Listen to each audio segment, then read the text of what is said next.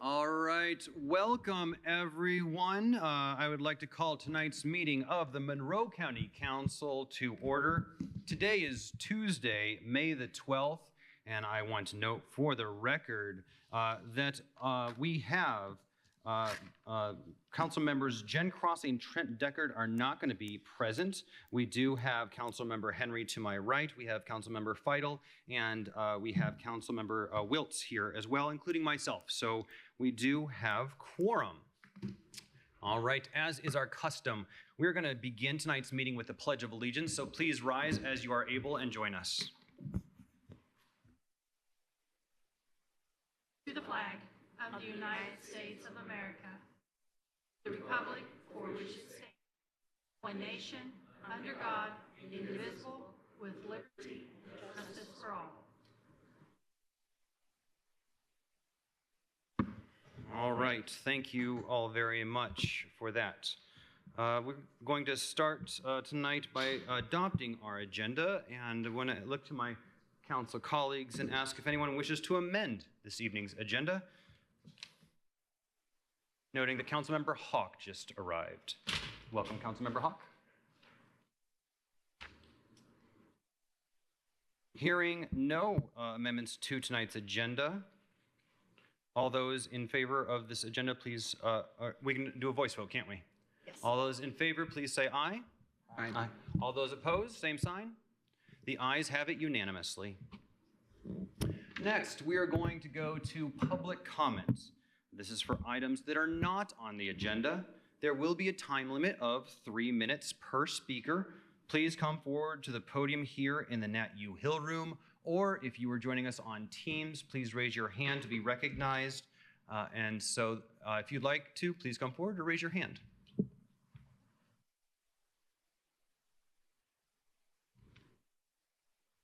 All right. Last call.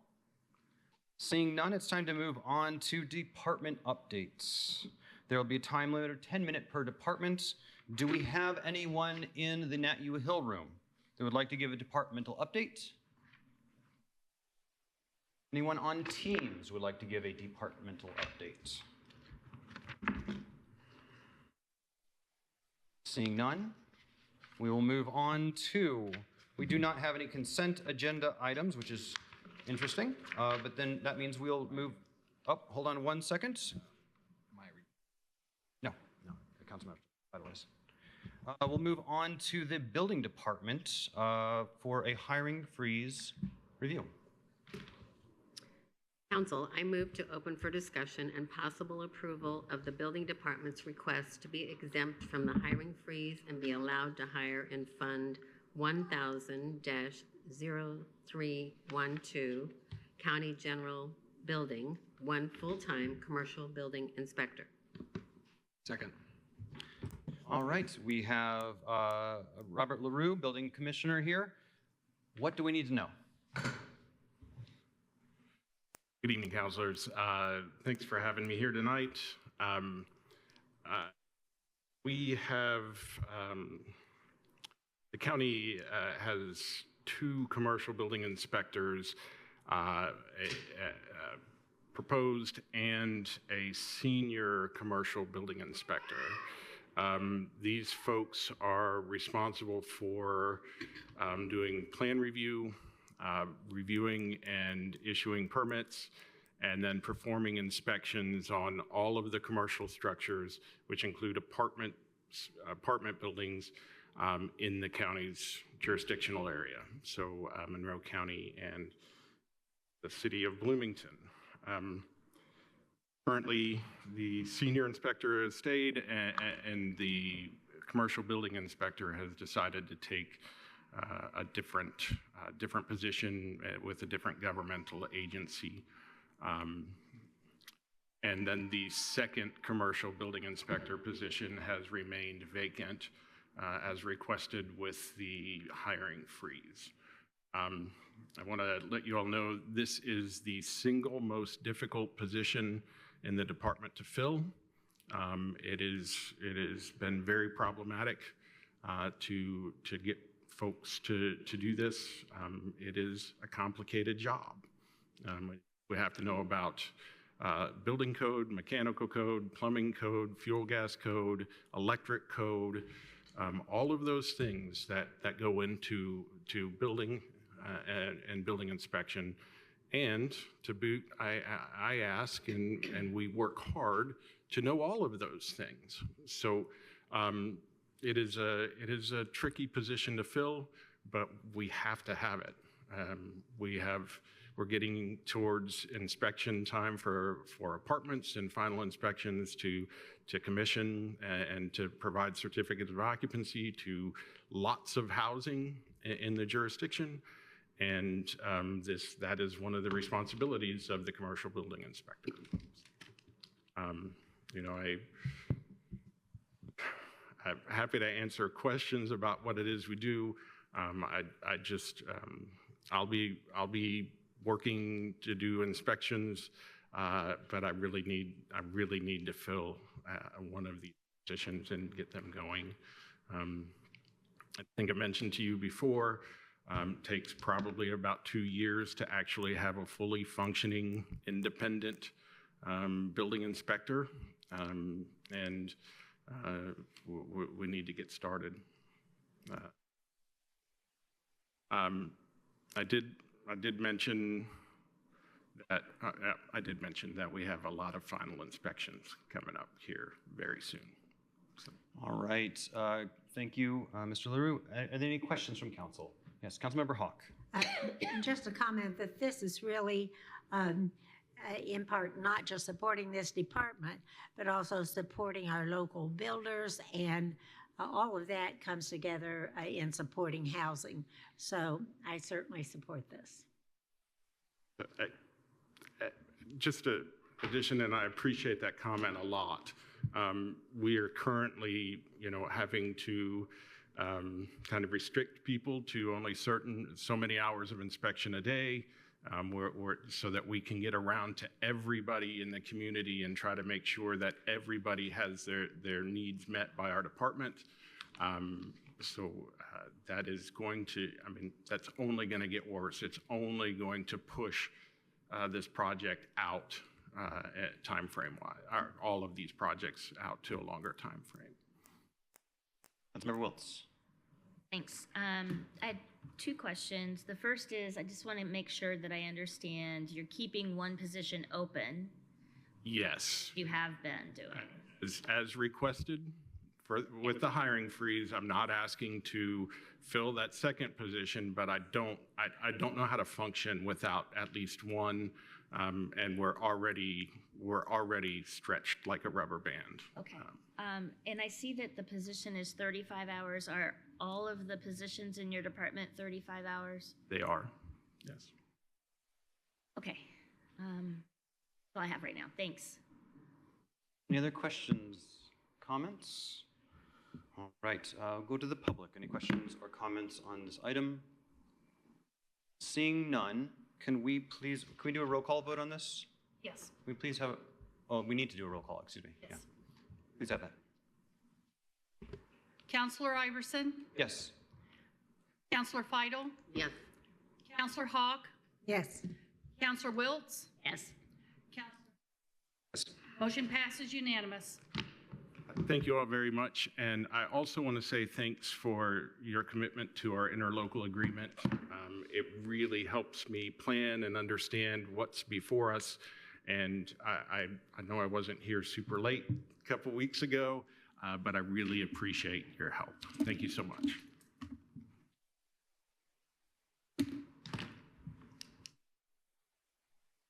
All right, that concludes our hiring freeze reviews. Let's move on now to council business, and we'll start with item number A, the Highway Department. Council, I move to approve the Highway Departments in Fund 4920-0000 West Side Economic Development TIF for an additional appropriation of $200,000 in the services category. Second. And with us today, we have Lisa Ridge, our Highway Director. What do we need to know? Good evening. So we're just working to get this project closed out. I know we have some outstanding change orders and stuff that go back and forth between NDOT and the contractor. So we anticipated these costs, so we were just wanting to do the additional to start the process to try and get it closed out. Council, do you have any questions about the Vernal Pike Connector? I do not. Stumped them. Huh? You stumped them. It's fine with me. All right. That's good. Let's go to the public for any questions. Seeing none, may we please have a roll call vote?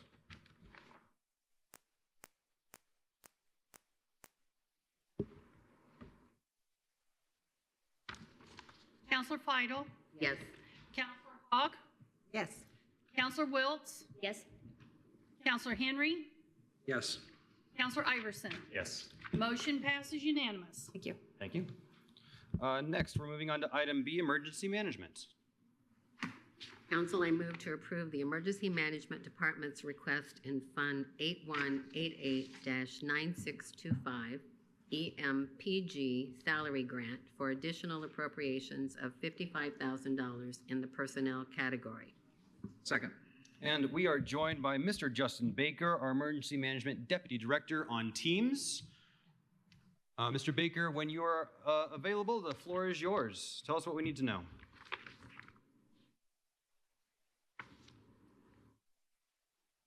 Good evening, Counselor. Yes, this is the annual grant that we get each year that pays back our salary for $55,000. Comes from the FEMA and it goes down to the state, and it's a reimbursement to the county. Thank you, Mr. Baker. Council, do you have any questions for emergency management? This is just a way for us to help support this department, and it pays a certain percentage of their salaries and expenses. Please help. All right. And any other comments or questions from council?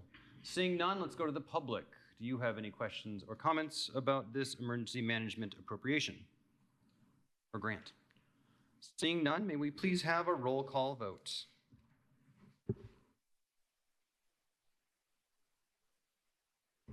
Counselor Hogg? Yes. Counselor Wiltz? Yes? Counselor Henry? Yes. Counselor Iverson? Yes. Counselor Feidel? Yes. Motion passes unanimous. All right. Thank Thank you, Mr. Baker. Next, item C, the courts. Council, I move to approve the court's request in Fund 4018-0000 Court Interpreter Grant for an additional appropriation of $20,300 in the services category. Second. All right, we have Lisa Abram here with the courts. Tell us what's going on. All right, I applied for and received an emergency interpreter grant to help offset costs for interpreters for the county. And I was surprised, but they awarded me $20,300. So for the whole year, I only got $9,000, which I used that in about 2.5 months. And this time they gave me $20,000, which will be spent in about 2 months' time. So I have already, I think I calculated this morning about 16,000 and change invoices that have come in. So most of this is already gone, but at least I got it. Absolutely. This will help immensely. Yes. Council, any questions or comments for the courts? Councilmember Woods. Thank you. I'll miss you. Yes, this is the last time you have to see me. So Jama Chandler, my deputy court, is going to take over my spot, and she's been here a couple times. You're already familiar with her, so. And writing more grants, right? Yes, she has already written a couple herself that she received the court technology grants twice already. So, and I've showed her how to do this one, so we can keep going. Good. All right, thank you so much. All right, we've exhausted council questions and comments. Now we'll go to the public. Do you have any questions, comments for the clerk? Seeing none, Michelle, may we please have a roll call vote? Counselor Wiltz? Counselor Henry? Yes. Counselor Iverson? Yes. Counselor Feidel? Yes.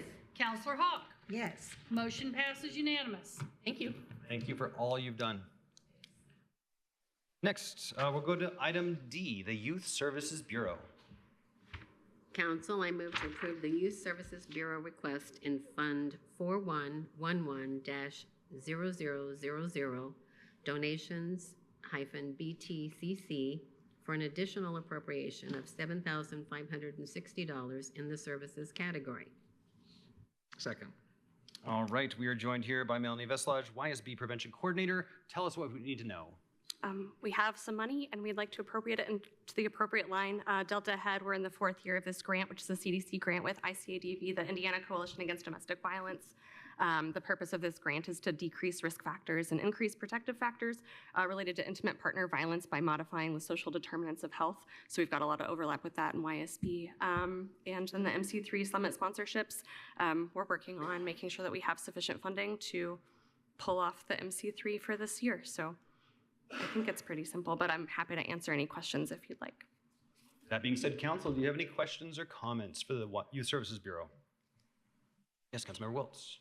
Congratulations on bringing money in and keeping these programs going. They're really important. Thank you.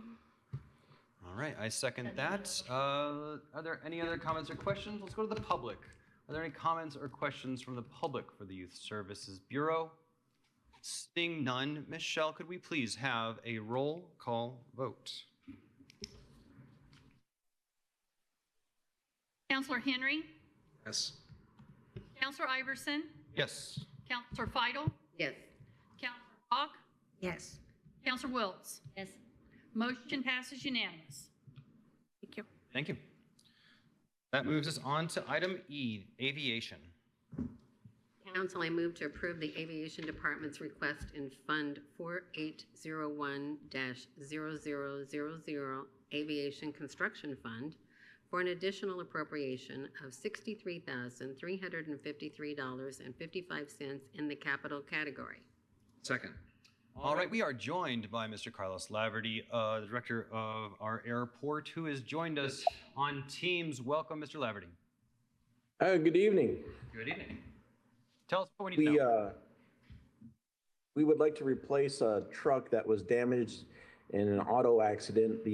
Our insurance provider totaled the vehicle, which was acquired with an FAA grant. It was one of the electric trucks that we had acquired.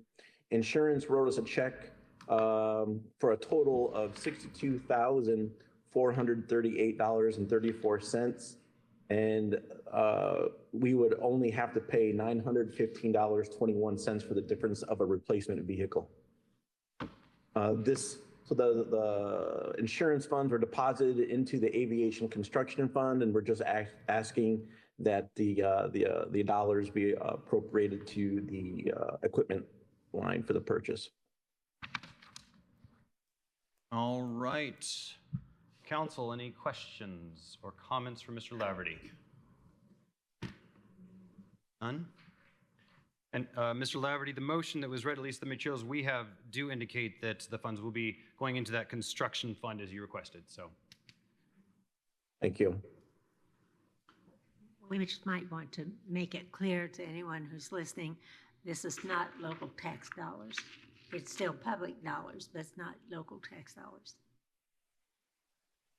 Great clarification, thank you. All right, any more questions from council? Now let's go to the public. Does anybody in the public have any questions for the airport? Seeing none, Michelle, may we please have a roll call vote? Counselor Iverson, Yes. Counselor Feidel, Yes. Counselor Hawk, Yes. Counselor Wiltz, Yes. Counselor Henry. Yes. Motion passes unanimous. All right, thank you, Mr. Thank Laverty. you. Next, we're moving on to item F, the clerk's office. Council, I move to open for discussion and possible approval of the clerk's request to be exempt from the overtime transfer freeze and be allowed to complete an in-house transfer in Fund 1215-0062, Election Fund Election Board Clerk within the personnel category. Second. All right, with us, we've got the whole crew. Welcome, Madam Clerk. Glad you're here. And all those who are joining us to really put the pressure on council here. Just to be clear, there is no child labor law violation within the Monroe County government. That's fine. But, you know, you're looking at a pre-Harvard law student, so she might learn something this That's evening. just what I was thinking. Yeah, pre-Harvard law, yep. All right, tell us what's going on here. What can we do? This is a request for the in-house transfer to cover some shortfalls so that we can pay our staff who helped us with preparing for the primary election. All right. Anything else to add? All right, council, do you have any questions or comments for the clerk's office? I would just, I'm Please, sorry. yeah, no, please. Like, I don't really have, like, critical questions or anything. I just would like to know if you wanted to take the opportunity to talk about the primary in any way. Well, I think let us tag team on that if you don't mind.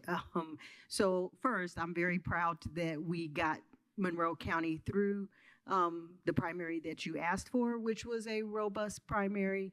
We did have better than expected turnout every day of early voting. Everything got off to a good start on election day until we found a glitch. But I'm very happy to report that that was less than 20 minutes long. And for whatever reason, our e-poll books would not, if you went to scan, those of you who have early voted would know, if you went to scan your driver's license, it did not show you as being in that polling site. We are very, very fortunate to have an incredible e-poll book vendor as well as an incredible IT vendor, and they got together immediately, and by 6:18, everybody was voting and everything was going smoothly.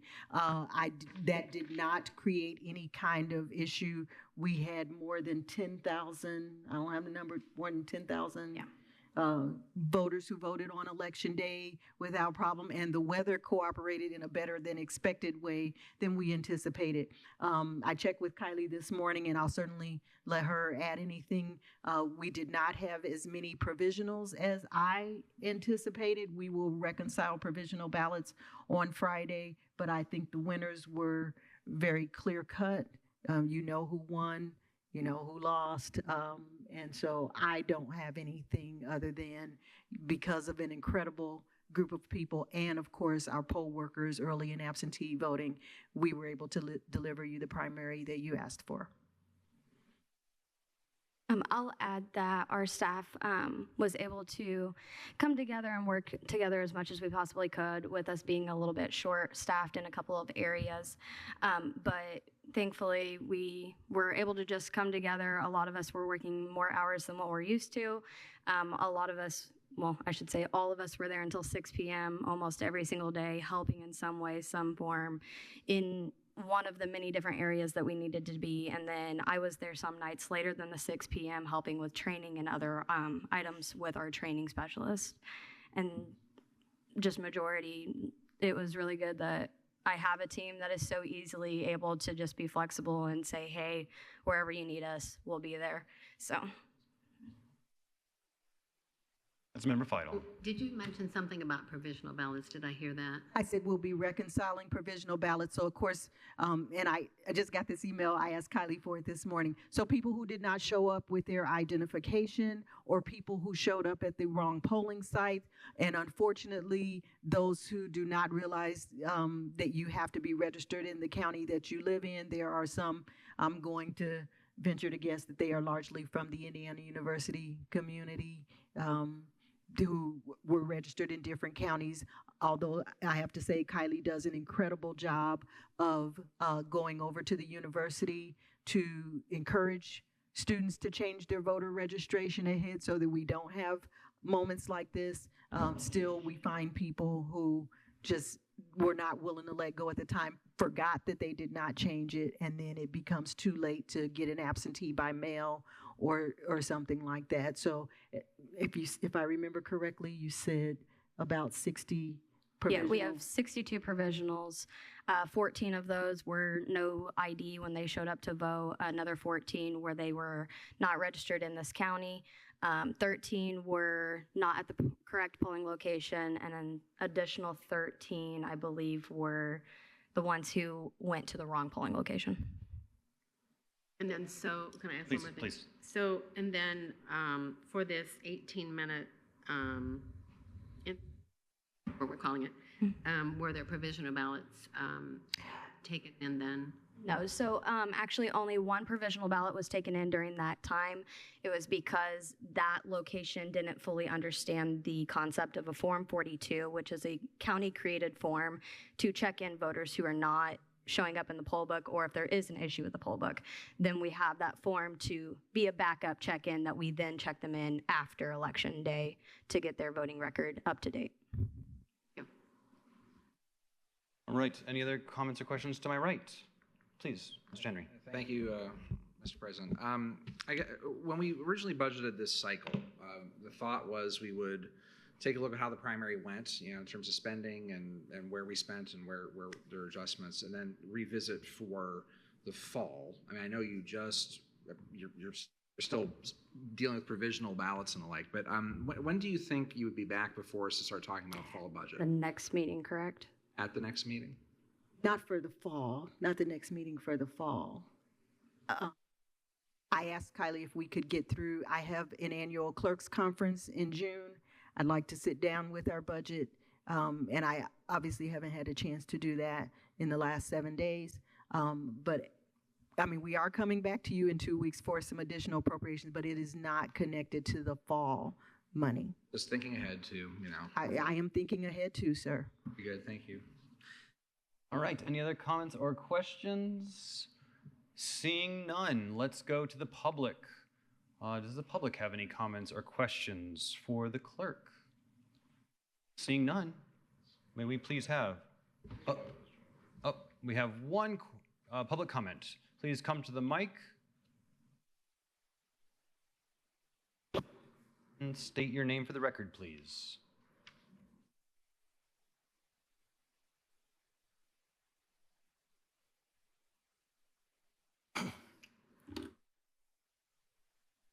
Good evening, council members. My name is Joe Davis, and as clerk for Circuit Court, I was there at early voting every day, and I have to say, to the job that everyone did. The volunteers were amazing who were working the polls. Kylie had a tight team. Anything that came up, they were on top of it. Ms. Brown was over there constantly double checking to make sure everything was going fine. They did a fantastic job. I know for a fact that on election night, some data had to be entered all the way up until 3:30 in the morning. And, therefore that put those employees for sure into overtime, but it was just a few of the staff. So at any rate, everything went fantastic. I would constantly ask the voters as they came out after voting how it went for them, and they all had nothing but praise for the experience. It was very fast. However, there was one issue, and that many elderly folks who came who had mobility issues, for them, it could be quite challenging to walk all the way through the whole where you enter to vote in early voting and where you exit. So it might be worthwhile to staff someone in the future who could be sort of like a concierge who has a wheelchair out there ready for anybody who might need that assistance. But overall, everything went fantastic. And again, hats off. Thank you very much. If I may respond. Please. First, I want to thank you. Your praise is incredibly generous. It's like a proud parent. I always know that I have the best team this side of heaven, and that is how we make it through. So I appreciate your publicly acknowledging that. Thank you. That's very, very generous of you. Regarding your concern, You are breaking news to me here in this room that there were elderly people who everybody that I talked to spoke very highly of the space, spoke very highly of how quickly things went and they were able to get in and out without any issue. And of course, we have wheelchairs on site should someone need them. So unless there's something that my own election supervisor has not told me, you are breaking news that there were complaints regarding elderly voters. Oh, there weren't complaints, but one time actually, one of the voters who parked close in the handicap parking area needed a wheelchair, and so I ran up to the front area to let someone know that someone needed a wheelchair assistance, and actually I got in trouble for that for being in the chute. So, you know, that's why I'm gonna pull this but back. anyway, Because thank you. We're talking about overtime here, and Yes. and I'm sure this conversation will continue on. The overtime deserves to be paid. Madam Clerk. I simply did not want it to be on a televised meeting that we were not attuned to the needs of our voters. I am aware of an incident where a person had a medical emergency that was addressed, and I believe that I know to what he is referring, but I simply would never want any voter to think that we were not prepared to receive them well, and have them have a good voting experience, which was all of the feedback that I was given. All right, let that be the final word. Sorry. That's all right. It's a good final word to end on. Michelle, may we please have a roll call vote? Counselor Iverson? Yes. Counselor Feidel? Yes. Counselor Hawk? Yes. Counselor Wiltz? Yes. Counselor Henry? Yes. Motion passes unanimous. Thank you very much. Thank you. Have a good evening. All right, next, let's move on to item G, our waste reduction district. Council, I move to approve that Monroe County officially accepts responsibility for the post-closure care on behalf of the Waste Reduction District of Monroe County pursuant to Indiana Administrative Code 329-IAC-39-3. Second. All right, we have Mr. Tom McGlasson with us. Tell us what's going on. Again, thank you. This is become an annual request for us. We're required to put up financial assurance for the closed Monroe County landfill in the northeastern part of the county. There's a required third-year post-closure monitoring and maintenance period. So in essence, we're required to demonstrate to the state that the funding is available to complete the monitoring and maintenance for the remainder of that post-closure period. You can see in the documents included in the meeting packet for this year, the post-closure cost remaining post-closure cost estimate, $2,172,977. That's about $80,400 less than last year's cost estimate. The administrative code provides several different mechanisms by which the demonstration can be made. We prefer to use the local government financial test option as that does not require any expense on the part of the district or the county to make that demonstration. This is something we've done for 12 or 13 years in a row now. The county has graciously made that demonstration on our behalf. The district does not meet the requirements of a local financial government test option due to our annual revenue in relation to what the post-closure cost estimate is. So to date, we have never had to request any funds from the county as a result of making this demonstration. We've been able to absorb the monitoring and maintenance cost into our annual budget. We certainly foresee that to be the case for the foreseeable future as well. Additionally, the district does have a post-closure trust fund that as of April 30th had a balance of just over $830,000, and those funds obviously would be utilized before we would ever ask the county for any assistance. With that, I have Lee Polson here with me, who is our landfill director. We'd be happy to answer any questions. Great, thank you so much for explaining that to us. I'm going to look to Councilmember Wiltz first, since, yeah, you signed this document. Yeah. So thank you for being here.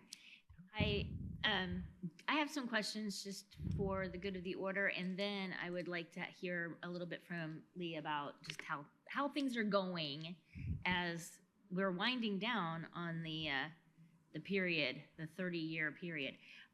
But my first question is, you mentioned a post-closure trust fund. What happens to that money if you don't spend it by the end of this period? The state, the Department of Environmental Management, is a co-trustee on that fund. So they would have to approve, the disbursement of any monies from that fund. But it is the district's money. And at the end of the post-closure period, upon approval from the state, those funds would revert back to the district. That's fun. So the other question, what is the date of anticipated all done? 2039. Sorry? 2039. Okay, it's coming up faster than you think. The tree planting, I'd like an update on how the trees are, and anything else you'd like to tell us about what's going on out there. The trees are growing. They're still little trees. They're still pretty small. So we've actually, Mary Beth and I have been starting to try to eradicate some of the invasive species that are growing very quickly around those trees, but that just takes time. But everything seems to be going just fine. Landfill is doing what the landfill is supposed to do. We've been able to absorb all the costs that we've need to maintain and keep up with it within our normal budget. And right now everything is in decent good shape, so we're moving forward.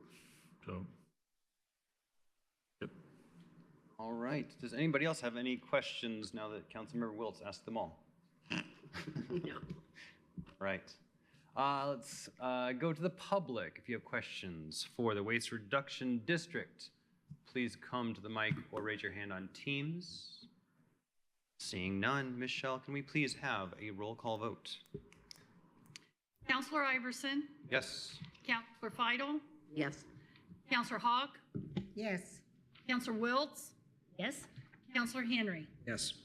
Motion passes unanimous. Thank you. Thank you. Thanks. All right, next we'll move on to item H, the Board of Commissioners. Council, I move to approve the Board of Commissioners' request in Fund 4112-0000, donations, SUDAC, for the creation of account line 30013, professional services, and simultaneously approve an additional appropriation of $29,560.94 in the services category. Second. All right, thank you all. We have with us Angie Purdy, Commissioner's Administrator, and one of the commissioners herself in the flesh. All right, so what do we need to know about this SUDAC appropriation? What's your best? Do you want me to start? Okay, so this is money that's currently remaining in the fund that is specific to SUDAC, and this is based on budget that's been approved. Excuse me, you're going to have to pull the mic. Sorry. Thank you. No problem. So, this is requesting appropriation of the funds that remain in the fund that is specific to the SUDAC fund, the SUDAC board. And these funds will allow for the current SUDAC to begin and preparing for the fall, I think it is, event that's going to be handled and managed by SUDAC. All right. Are there any questions or comments from council? Please, Councilmember Wiltz. This says donations / SUDAC. I just wanted to make sure that it was made very clear. These are all donations from private entities. Yeah, Fantastic. so these are revenues that have been earned from prior events, and then just straight up donations. Could you tell us about the event that's? Sure. Each year we have an opioid summit, and the summit is largely for professionals in the field and those who are interested in the subject matter. And this year we expect approximately, I think, 150, 160 attendees, and we expect to get roughly 30,000 to 50,000 in subsidizing donations. And so think about it like a continuing education type of event. But this is a great opportunity to bring together, resources at Indiana University, resources in the community, resources across the state.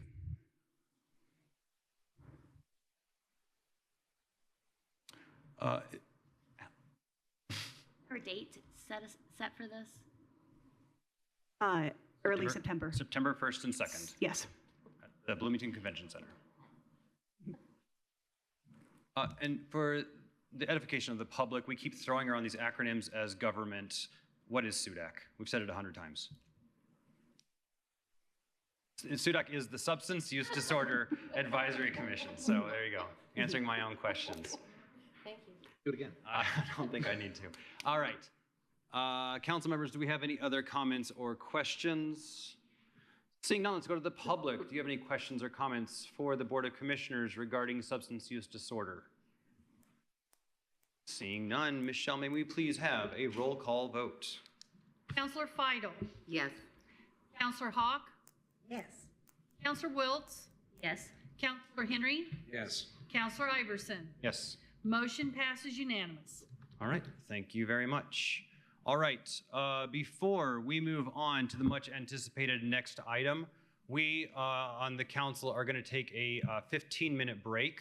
I know, because we need to prepare a little bit here. So council, we're looking at 5:43. Please be back by 6 o'clock. All right, welcome back, folks. This is, of course, the Monroe County Council. Thank you for joining us online, those of you who are joining us on Teams. We're gonna hop right back into our agenda, and we're gonna go to item number I, which is the Board of Commissioners. And this is gonna be a long one, so buckle in. Okay, Council, I move to open for introduction and the first reading of ordinance 2026-17, fixing terms and conditions for the purchase of property as follows. Whereas pursuant to the authority granted to the Monroe County Council, by the General Assembly of the State of Indiana under IC 36-2-2-20, the Council, a conveyance or purchase by a county of land having a value of $1,000 or more must be authorized by an ordinance of the county fiscal body fixing the terms and conditions of the transaction. And whereas the Monroe County Board of Commissioners intend to purchase land from the Logan Land Development LLC seller under certain terms, which are described in the attached and incorporated contract for purchase of real estate marked as Exhibit 1, and whereas Exhibit 1 indicates a purchase price of $11,375, the agreement requires council approval pursuant to IC 36-1-10.5-5 and IC 36-2-2-20. Now, therefore, be it ordained and established by the Monroe County Council as follows. Section 1.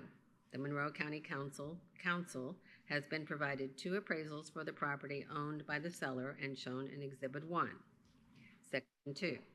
The council wishes for Monroe County to acquire the property owned by seller and described in Exhibit 1.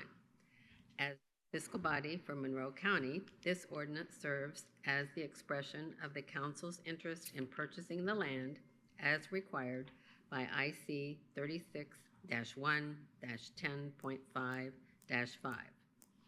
Section 3, per IC 36-2-2-20, the council approves of all the terms and conditions described in the contract for purchase of real estate, which is attached hereto as Exhibit 1. The council recognizes that the purchase price does not exceed the average of 2 of the appraisals received and accepted by the council. Section 4. To the extent council approval is required, the council approves the execution and deliverance of any and all documents necessary to approve the contract for purchase of real estate and authorizes officers of the county to take any and all action necessary to ratify, approve, or finalize the transaction. Thank you so much, Councilor Fidel. All right, and I think we need a second. Second. I guess, all right, so we do have a whole group of folks before us from the Board of Commissioners. Who is going to open up today? I will start today, but I will note that we have Attorney Jeff Cockrell, we have our Administrator Angie Purdy, Commissioner Madeira and myself are here. Commissioner Jones is online, so if you could promote her, I would appreciate it, TSD. And we're also going to ask the sheriff to offer his commentary as well. So we do thank you for having this first reading to consider the purchase agreement for North Park. And for folks who are new to this or need more information, we invite you to go to in.gov/county/Monroe. And in the department section on the left-hand side menu of our website, you will find a webpage for the Jail and Justice Center. So there are a lot of documents there and a timeline as well. So if anybody wants more information, it's there. We are definitely grateful and lucky that Mr. Falk of the ACLU Indiana agreed to extend the private settlement agreement on their lawsuit against the Board of Commissioners and the sheriff until the end of May. The County Council had resolved to identify a specific site for the jail by April 7th ahead of the last ACLU deadline of April 15th. That deadline was missed. The second deadline was poised to pass without a site selected, and a member of County Council asked Mr. Falk to agree to another 30-day extension, which brings us to today's looming deadline for the end of the month. Yes. Mr. Falk has made his expectations clear to all parties as outlined in the most recent extension, and he made it very clear to our attorneys last week that he will not consider an additional extension. So one of the things that has been brought up a number of times is the issue of our current facilities and whether they can be renovated, and Mr. Cockrell wants to offer a few comments on space issues in our current jail facility. And I'm not sure I'm the most adequate person in the room to do this, but I did go through the report that we had from Mr. Ray, and it has a whole section on deficiencies of the current facility, and this was again produced in 2021. And a lot of those dealt with space inadequacies. So I went through and I'm just going to list off the space inadequacies. And I think we've all discussed the difficulty, if not impossibility, it is to add space to that building. So inadequate counseling spaces, inadequate housing spaces, inadequate housing for segregation, inadequate isolation, inadequate processing booking, inadequate programming space, inadequate public lobby, inadequate staff areas, lack of medical interview rooms, lack of medical treatment space, lack of padded cells, lack of suicide cells, limited separation of contagious inmates, no segregation of sexes or special needs inmates, and no sick beds. And I would note that that report had two different columns, a low and a high. And so the total of all 53, not including the ones I mentioned here, the low was $22,122,000. The high was $56,484,000. Again, 2020, 21 prices.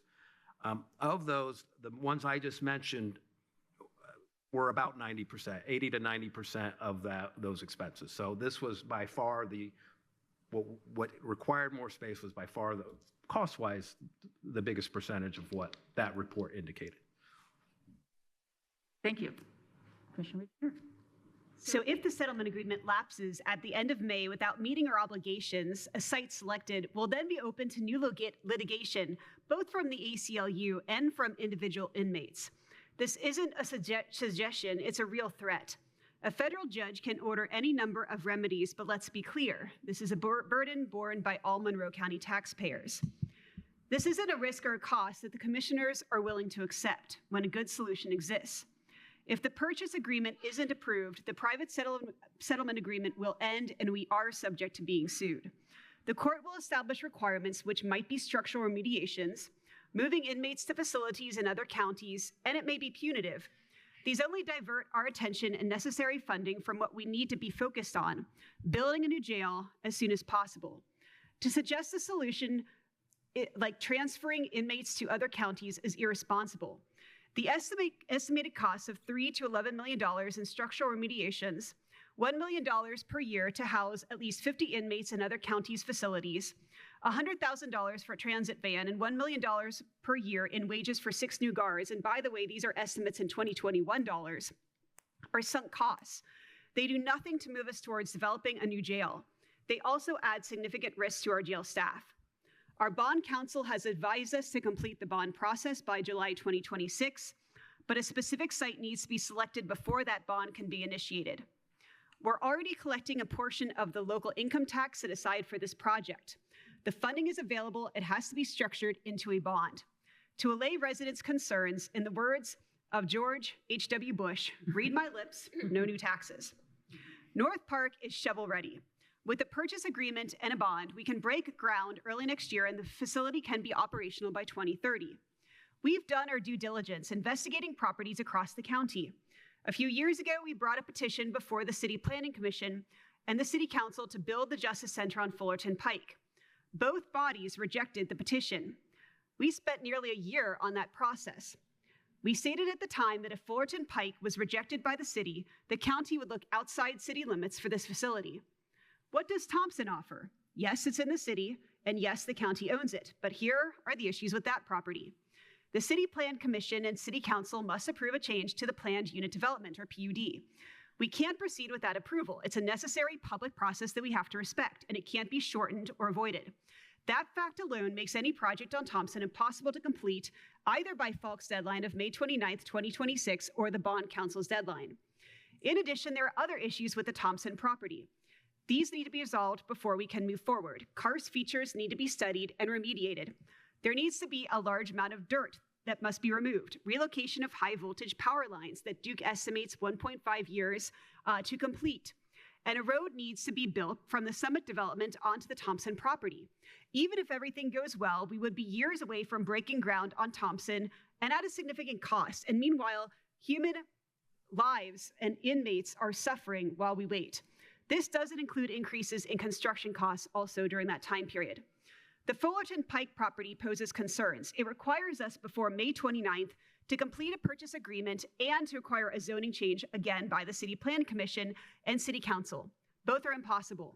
The property was only slightly less expensive than North Park to purchase, but it has less buildable area and will also require additional costs and time to complete stormwater remediation. It's also further from downtown than North Park, and there isn't a transit route at this site either. The County Council has only provided approval on 2 sites to date, Fullerton and North Park. Mr. Falk and the ACLU are focused on the construction of a new jail, not a full justice center. We intend to get the jail built as soon as possible. The jail administration offices, sheriff's office, and a few criminal courts are included. Once we are able to, based on the state legislature, we should proceed with the construction of the remainder of the Justice Center. And may I remind you guys, in the election, we just elected a whole swath of red people, red Trump state electors. These people are not going to give us any relief from criminal laws. They're going to put a more punitive slate of criminal laws before us. So the imperative to get this project done doesn't just relate to criminalization of homelessness and the cash bail bond amendment coming before us. We have 5 new people that stand to be elected in November that Trump put lots of dark money into the election to get into place in the primaries. we have to keep that in mind.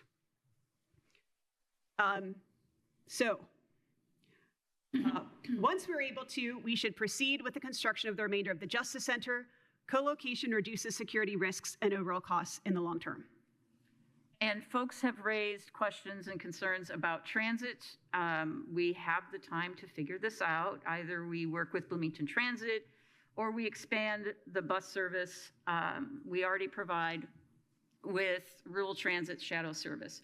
We can contract with a ride-sharing service provider when transit's not available to ensure that a person gets home or to Beacon or to whatever location they need to go to in Monroe County. This would actually be better than what we currently offer at the jail downtown. And think about it. We hear transit thrown around all the time. Is transit an issue that can be addressed, an issue that can be managed, more important than providing a community standard of care for people housed in the Monroe County Jail? The people who are not going to be at the microphone today are central to this issue. The people currently housed in the jail and jailers who face increased risk. If you truly care about creating a jail facility as soon as possible that can provide constitutional care and meet the level of community care we expect in Monroe County for people that are housed there, and you understand the potential risks and costs of a lawsuit are enormous and will impact every single taxpayer of Monroe County, we ask you to support this purchase agreement at the second reading on May 26. We did take this time to review things that you've already been presented, and I apologize for that, but we did so because there's been a lot of misinformation bandied about, and we need to make sure that we set the record straight for the public.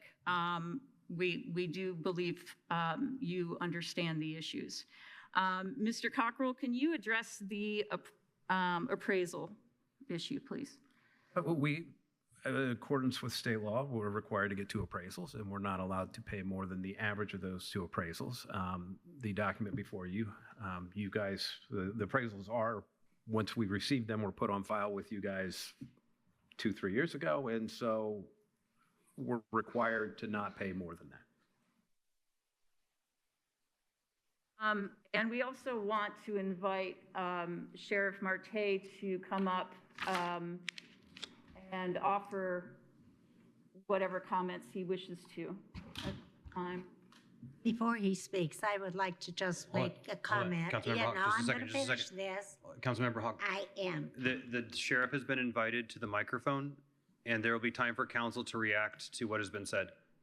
All I There am will be time. saying, the comment was made There will be to time. try to split up this council that's worked together, no matter what the politics, and that comment was inappropriate.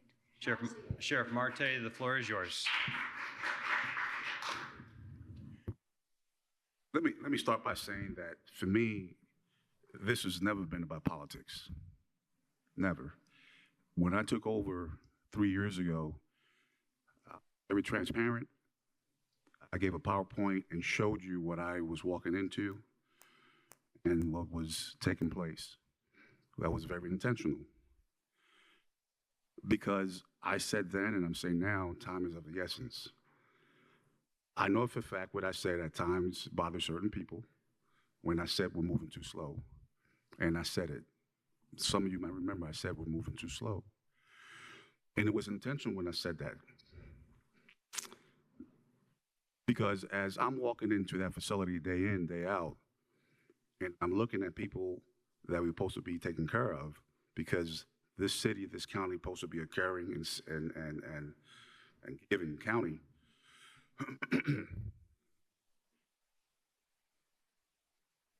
If everybody saw what was going on in there, we would be embarrassed. Not everyone sees what goes on in there. Everyone has good ideas that they think they do, but those are opinions. I'm dealing with facts. The years of experience that I have around me of people that have done this for a long time, it's offensive to us that no one is listening to us to a certain degree. We are not going to make everybody happy. We're just not. I would, but we're not. 3 years ago, I know for a fact I gave a PowerPoint presentation. And here we are, 3 years ago, and here we are.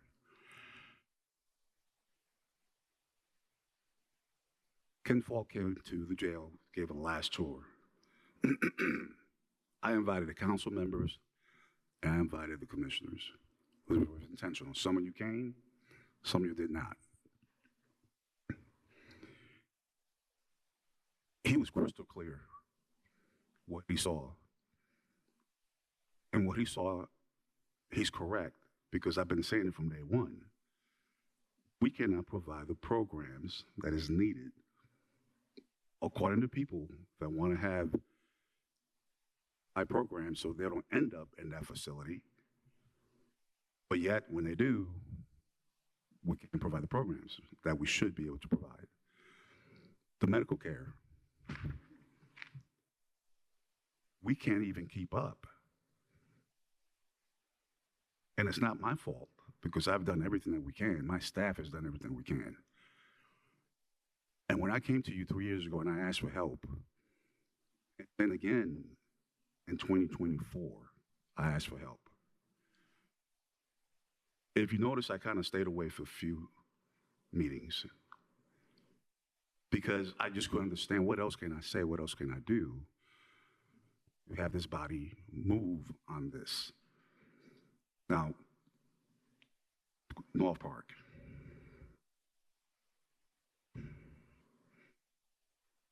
To me, when I first started, it was Fullerton. Okay.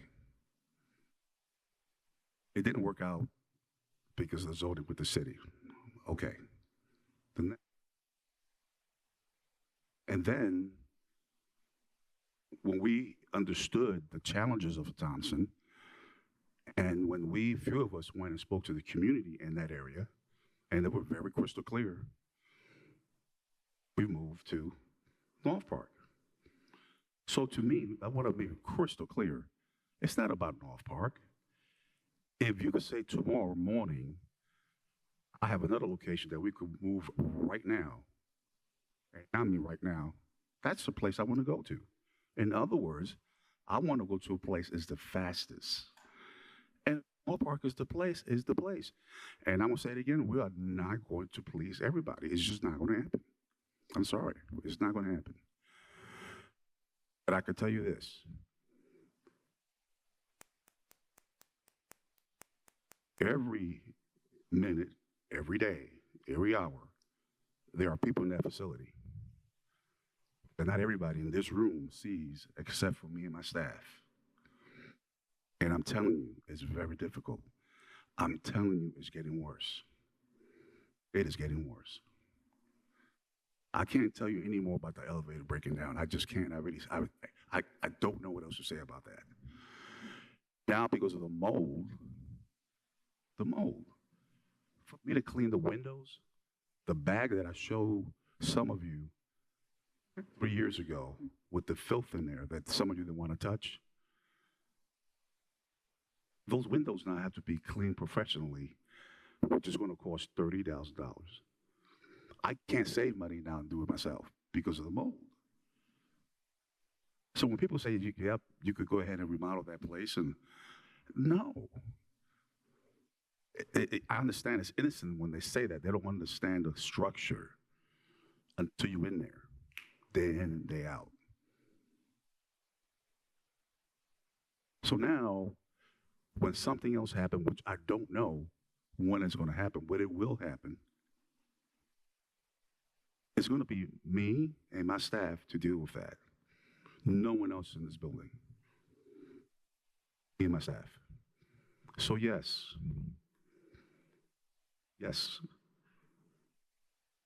I stayed away from a few because I didn't want to offend anyone. I did not. But I've never gone to anyone's backyard and tried to tell them how to do their job. I have not done that. But people have done that to me, to my staff. It is offensive. It is. I wish I could please everybody, but I cannot. So,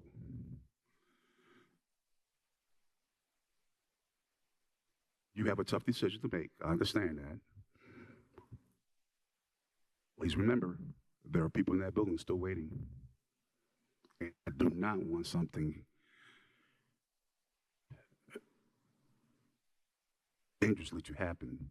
And I have to come back here and sit here and explain to you what just happened, because I just don't know. I don't know what's going to happen later. I don't know what's going to happen tomorrow or next week in that building. This is urgent. This is urgent. Now, if you have questions of me, I'd be more than happy to answer them. If not, I'll go back and sit down. And we can take questions as well, any of us. All right, great. I think this is what we're going to do moving forward, since Councilmember Crossley just arrived for the record. The way that I would recommend that we move forward is that we have a time for council members to ask questions. Then we go to the public and allow them time for public comment. And then we come back to council for a final round of questions. And vote if we choose. And yes, and just I want to make sure that we're prioritizing public comment and that we preserve the right to have a dialogue between council, commissioners, and sheriff. All right, Madam President, the floor is yours. Thank you all. Mom duty's called, but here we are. Okay, so looking to, and by the way, I was listening via CATS, so I heard a lot, but I'll refrain for right now, but I want to look to my colleagues to see if they have any questions. Yes, Councilor Hogg. Well, first of all, I want to have a comment for our sheriff, because as you know, this council has been many times bending over backwards to be supportive of our sheriff's department, of our deputies, of the jail and the jailers. When the commissioners were saying, we're not going to let you put lipstick on a pig, this council stepped up and said, we will make sure you get the money. All you have to do is come in. We will make sure you've got the money that you need to operate.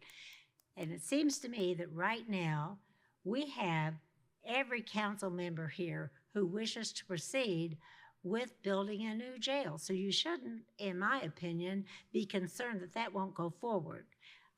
Yes, once again, we are reminded that the sheriff's department, the courts, the commissioners at the time, the council at the time, had an offer to purchase that was accepted, but several $1 million less, to go to Fullerton Pike.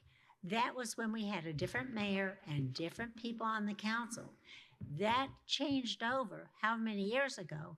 And I am told by the mayor, nobody has come to her to say, now maybe that's changed last week or so, but at the time, nobody came to say, could we move forward with Fullerton? If we had just grabbed the reins and started moving forward with Fullerton right there, we would have been, you know, the footers would be in, we'd be going. So it takes the commissioners, but it also takes the council. So at one time, the commissioners and the council both agreed on a location. That location was Fullerton. Now, if we could go to Thompson, then we don't have to pay money at all for the ground, but the repairs or whatever it take, I understand that'd take a while. But anywhere you go, you're not going to have a new jail to go to tomorrow. So we've got to figure out what's not just best for the jail and how that's going to operate, but for the community at large, and where is the best location that's going to provide the best services for the entire county and for the people that we serve there. So I just want you to know, we support you. We do. This council as a whole has supported moving forward. And so if we don't agree on the same location, I think we need to find one that we will agree on, and that's either Thompson or Fullerton. Well, let me say it this way. I've only been here 3 years. There's some members of the council been here before me. This issue did not start when I came here. And I did say 3 years ago, let's move on this and let's move quickly. So the matter to me is not what happened with the commissioners and council. And I said that I don't want to be part of political football here. I want to be able to get this fixed as soon as possible. And if there's another location short of North Park that could do it tomorrow, then that's what I prefer. Something that we could move very quickly. Simple as that. There are certain things that I came to the council that I was denied. I'm not bringing that up. So what I'm saying very crystal clear right now, and I'm not going to get into that right now. This is not the place or time, but I will down the road and make it crystal clear what I was denied. However, right now the issue is speed, because if we'll keep going the same path. And 3 years ago, when I started, we're still here. Some of the councilmen was here before me. So I don't understand why is it now we're saying, okay, we all have to agree in the same location. We're not going to agree in the same location. We're just not. May I also respond briefly? Sure. Thank you so much. I appreciate Sheriff Marte's words. We, as the Board of Commissioners, have supported the Sheriff's Department's contracts throughout all of this. And really, let's talk about, rather than pointing fingers, I think it's important to remember that this facility, especially if we are eventually talking about a co-located facility, requires everybody to work together. A lot of different elected officials and department heads have to work together, and that's the only way we're going to be successful moving forward. I also want to remind the council that when we talked to city planning, we were told that there is a 6 to 9 month window to get a planning zoning request through. That is their process, much like the county has a process. And even if that were shortened by 5, we're still talking about missing the deadline at the end of May. So it's, Mr. Falk requires that a site be selected. The other thing is we have talked through a number of things that are important to us. And no site is perfect. None of them are.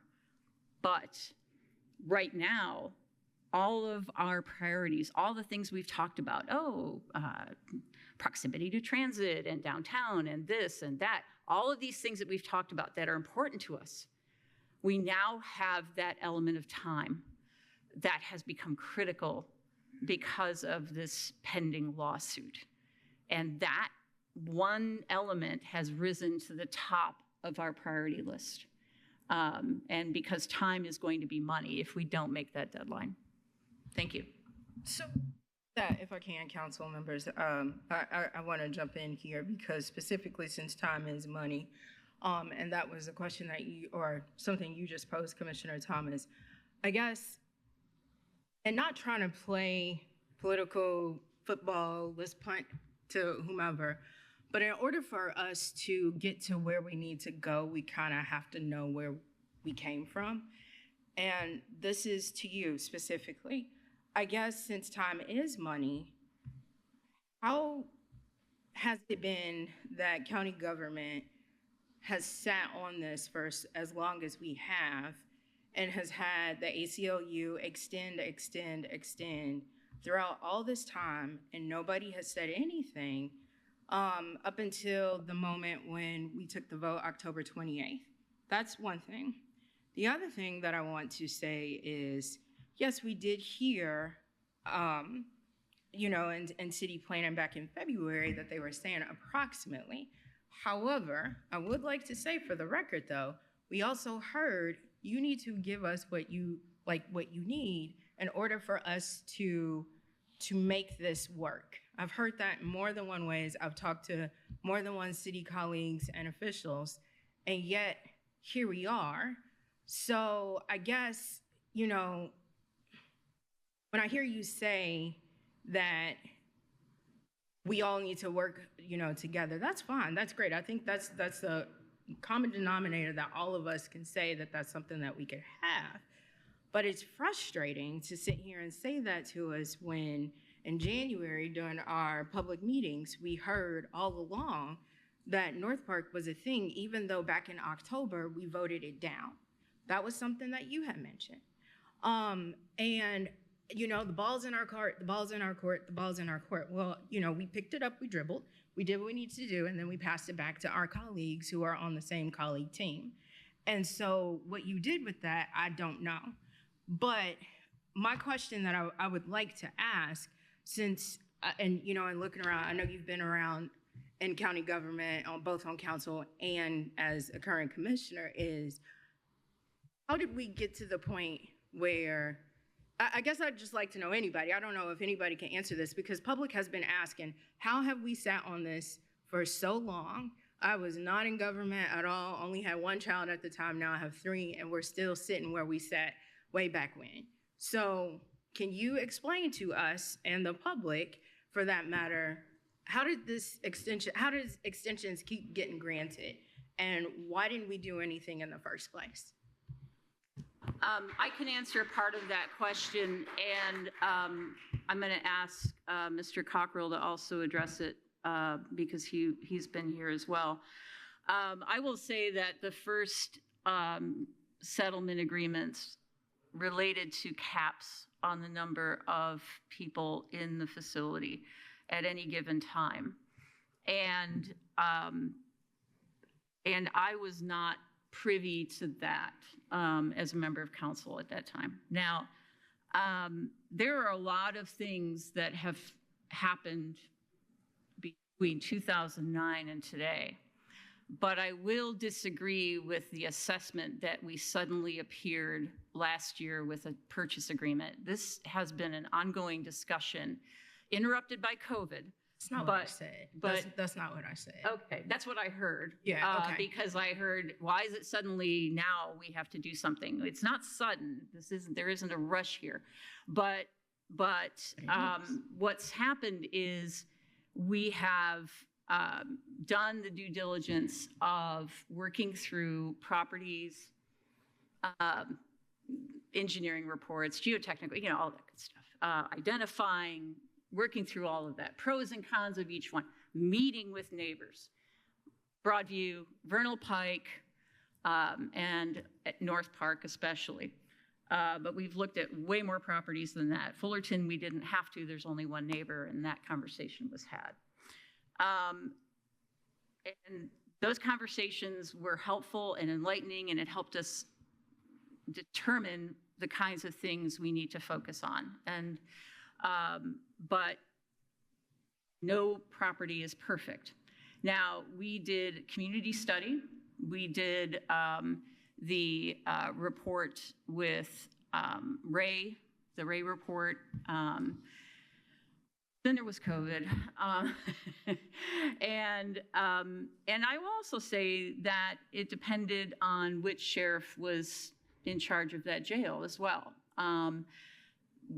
How much did they bring to us as commissioners for remediation and remodeling, et cetera. But the fault lies everywhere. But between the Great Recession and COVID, I've consistently heard that it's too much money. And it is a lot of money. It makes my eyes water to think about how much money this is. And that's a huge commitment. And I get this is a big decision, probably the biggest you'll make as a council member. It's huge. I respect the gravity of that decision. But we right now are thinking about time. And Mr. Cockrell, did you want to add anything?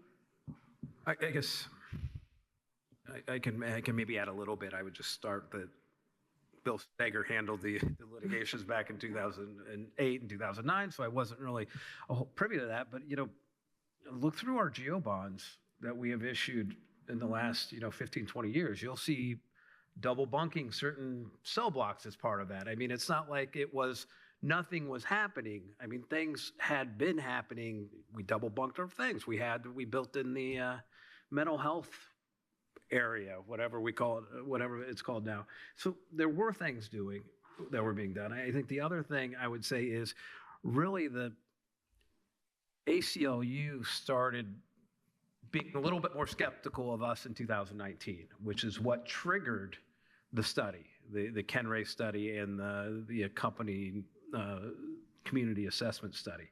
So, you know, that's when this all started from a ramp up from kind of the ACLU's perspective is in 2019. I remember being in a conversation with Mr. Falk who says, I think you've been using our agreed order as a crutch. And I don't think your facility is adequate. Maybe it is. Why don't you have a study done and show it? And so we've seen the study. We know what it says. And so that's really when it started ramping up from the ACLU's perspective, in my opinion. Okay. I guess, just for the record, like, I want to also say, in terms of a rush, I guess what I mean by that is October 28th, we sat here close to midnight, we voted it down. We also kept hearing, again, as I said before, you said the ball is in our court, and so we did it, and then we answered the 5 questions. I guess it seems to be that if we really were truly on the same playing field, that after that moment, we could have all sat down and we could have had that conversation. And that's why members of the public feels that this is just a big rush. I understand that Falk is upset with us, but it's frustrating, and it kind of ticks me off that we are sitting here having to deal with things when folks back in 2021 kept going around and saying they were the last ones to be on board with this, and now here we are. That's the part that is frustrating to me. But I digress, and I'll go on. Yes, Councilor Iverson. I have a statement and then a question. The statement is something that I think is brought up in one of the commissioners' remarks, is that this is indeed the first reading of this ordinance. The second reading of this ordinance will be on the 26th of this month. And so we wanted to make sure that we're speaking that into the minutes. So I'm glad that when we can have a more robust conversation about that, should we need to. My question to the commissioners is, in terms of costs associated with the bonding of this, we were given 2 options for what this facility could be. It could be courts and a jail with corrections, or it could also include sheriffs. So do we have any more clarity about which option the commissioners are leaning towards at this very moment? Do you want to address it? Did you want? Okay. I have it. Okay, please. So the intention, makes the most sense, was to option B, which was having the jail administration, sheriff administration, and this particular estimate is based on having 3 courtrooms also built out. And so just to simplify it, total cost based on sheriff administration, jail administration, 3 courtrooms is $157,816,702. Did you say 157 million or 27 million? 157. That includes all costs. That includes the soft costs. Before we had the 127, that did not include the soft costs.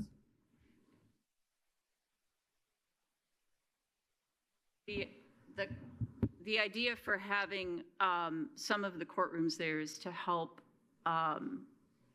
for the security of the sheriff's department, so that criminal cases can be heard where the inmates are rather than moving them back and forth and keeping the courts all downtown. Now, there are going to be options. When we finally get to that point, there are going to be options, $1 million for redesign, because we're splitting the project in 2, but there are going to be options in the bid like there would have been before, relating to the size of the jail, whether the sheriff's department is there or not, et cetera. But it would have to include, we think, at least 2 courtrooms. So there'll be options like how many courtrooms and how large the facility is in terms of the bed count, et cetera. So that it's not a flat number. It is a number that you all will have to talk through, that we'll talk through with you, of course, but we don't have specific numbers yet. I mean, that's the thing. We haven't asked them to go to bid or anything yet. That's yeah. the issue. So what happens is, you already know what our bonding capacity is. You guys attach that to your resolution. Nobody wants to bond at 170 million, which would be using up all of our cash. But we can, in fact, I believe, comfortably bond at 135 million, and then we are sitting on about 70 million in reserves in these particular funds. So the other thing to keep in mind is when we bond, we get the bond for whatever amount we think that we are going to want to have. And the tax rate is already in place. We are already collecting those dollars to pay the debt. And I think I need to clarify something. We don't have $70 million in cash reserves in these funds, right? I mean, we don't have that, right? That is a number that's just not true. Yeah, What your report indicated was that there was a $135 million bonding capacity, and then there were two areas where it says cash available for project. You added all those up, it got to $170 million, and that was at that point in time. You know, we are collecting still, and we're not spending it all, so it's a little bit higher now, but it's certainly not 70, right? So yeah, my mistake. And that's based on your resolution.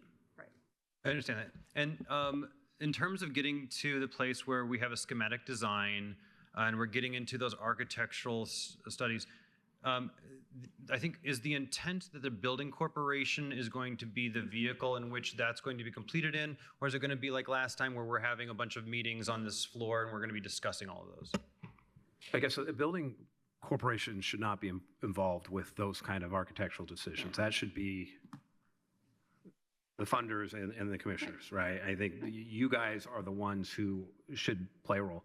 The building corporation should function as the, you know, and I think I've explained this before, is their primary function is to be able to gather enough financing in order to fund a project without coming into butting heads with the constitutional debt limitation. It's something that the state legislature came up with a long time ago, and it's widely used. So the building corporation's function is not to make these kind of decisions. I think that is the sheriff clearly and his teams clearly have a role to play in a lot of how particularly the jail and the sheriff's office is designed. And I think the council and the commissioners play a role for a lot of the other areas. And much of this has been done. They have worked with the transition team and DLZ. So much of this has basically been designed. However, now they have to figure out how to cut this building in half. I see what you're saying. So that it can be co-located in the future, or not even, but either way, the building has to be cut. And there's a fee for that, and that's included in those soft costs. And I will note that, you know, we spent about $4 million on design to begin with, and so there's an additional cost because we're only doing a portion of the project, and that is something that we're not willing to spend the next approximately $1 million to finish a new design until we get the purchase agreement done. Well, they won't because do it we can't. We can't. Yeah, we don't have the property. We have to have the property for them to finish the design. Yeah. I have no more questions. I'm going to go to Council Member Wiltz, and then I'll circle back to Council Member Henry. I just had a follow-up from some things I just heard, which is about the desire to have courtrooms on site and who is at the table making decisions. Because while my immediate thought is, oh, that makes sense that you would tack courtrooms on to make it convenient for everyone. Every single person that I've talked to who works in the courts, judges and defenders, prosecutors, I've talked to many people. None of them want that, and they've all actually said that would be, that there's no way they can see using that. And where's the disconnect, and have you had them provide input? And that can be something that once we initiate the bond and we get through to the point of design, if that's a bid option you want, we can talk about that. But the question is the inconvenience of people who have to get in a car and go from one job site to another job site. If they're, for example, a judge, they would have to go to do court, or they could do it online. But they would have to, they're inconvenienced, and there's time involved, and there's transportation involved, so they may charge mileage, et cetera. That's one side of the balance sheet. The other side of the balance sheet is having the jailers having to maintain a part of the jail as operational here, and also having the jailers moving people every day. And I think that's a discussion we all need to have, but that's a discussion that needs to happen this year, but it doesn't have to happen now, but it is out there as an option. I agree that it seems like a very undeveloped concept, just based on all the things that I've discovered in my conversations. But I also think that we're here to talk about a bigger issue. So let's. Councilmember Henry? Yeah, thank you. Thank you, Madam President. Thank you, Commissioners, for being here and walking through some of this. I had some questions I want to ask, but I kind of need to follow up on what I've just heard up here too before I get into it. And first I want to address the sheriff and saying that, I don't question any of the seriousness of what you've presented, the operational expertise your team brings to that building, the operating environment you've been in. But I think for me, it's always been the question of the jail, which is where you are, and where we get into these conversations that kind of grow off of them. The idea of co-location, the idea of all these other activities that are not really part of the lawsuit. It's always been about the jail and trying to get back to what that care is. And so I want to honor that. I know I can tell from the frustration that you have there, and to the extent that I've contributed to that, I want to honor that and apologize from this seat anyway if I've contributed to that agita on your staff in any way. But I got to pick up on this. I don't think the answer is for us to approve a bond and hand over the purchase agreement and all of the activities that move forward without establishing a different set of ground rules, because we just heard it. Councilor Iverson asked, well, who's the entity that's making architectural decisions? And you rightly asked, is it the building corp, which doesn't make sense because that's a fiscal activity. I think the community understands that we just built a convention center with the Capital Improvement Board that met very publicly and walked through requirements and dismissed requirements and explained the artwork even and what was in that space. And that's, I think, our public understanding of how one goes about building a multi-million-dollar project. That has definitely not been how this has gone up to this point. So when we have a comment that says, oh, well, we'll work on it or we're going to get to it, where are those requirements gathered, adjudicated, dismissed, or kept? Many of the public have asked for things that have been taken off the table. This council has asked for things through the CJRC and the JFAC activities that were taken off the table. And there was never an explanation as to why.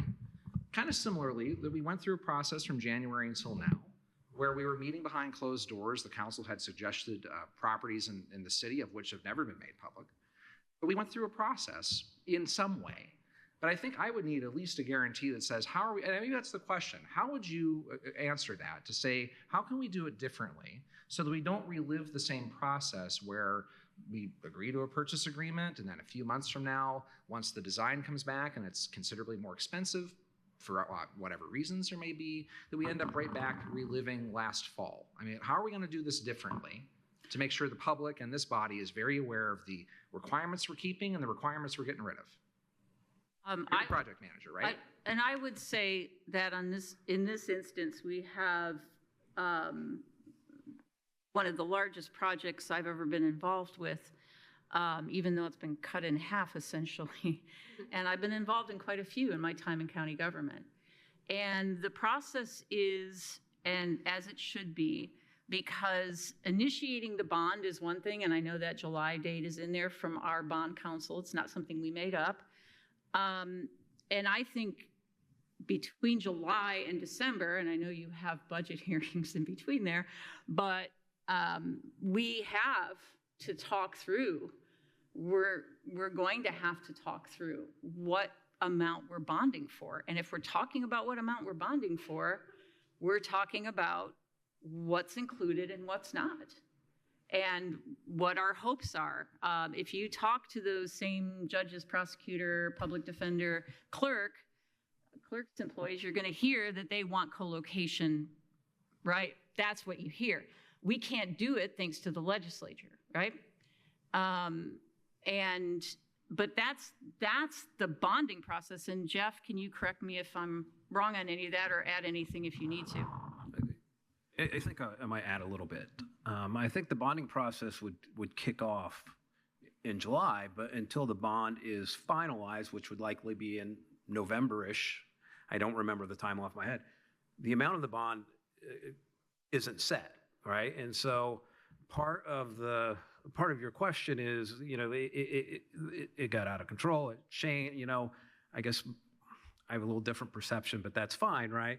It did increase, and I don't think anybody doubts that.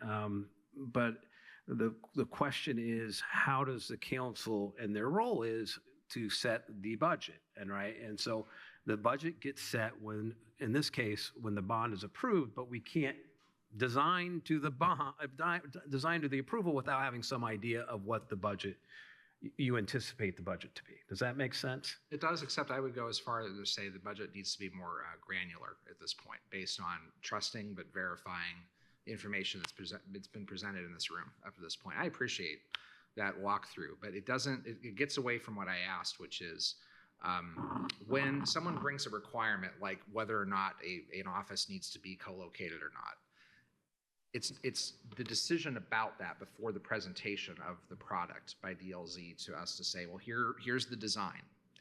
It's the gray space. That's what I'm after. Commissioner Thomas, I read the Herald Times archive way too much. And back in 2008, when you first ran for office, you were as ardent as Councilor Wiltz when it came to alternatives for diversion programs, and you have chased some of those. Stride Center is a good example. I mean, there's been a history here. And so I guess for me, it's hard to sit across from you after your 17 years of august service, where you fought for these things early days, and now we're at a point where those things aren't in this facility, and I don't know why they're off the checklist. Okay. And so it's not even about relitigating that. I just want to know how we decide when something is proposed, why it gets jettisoned or why we're keeping it, and how to do that publicly. Okay, so to answer both your questions, I would say that one of the things I would like to see us do is to combine our opioid settlement fund dollars from the opioid lawsuit settlements with the cities and put those things together and come up with a mental health substance use disorder facility, inpatient, outpatient, whatever we can do. And maybe Thompson's the site, or we can decide to sell Thompson. All of those things are things that we all need to work together on.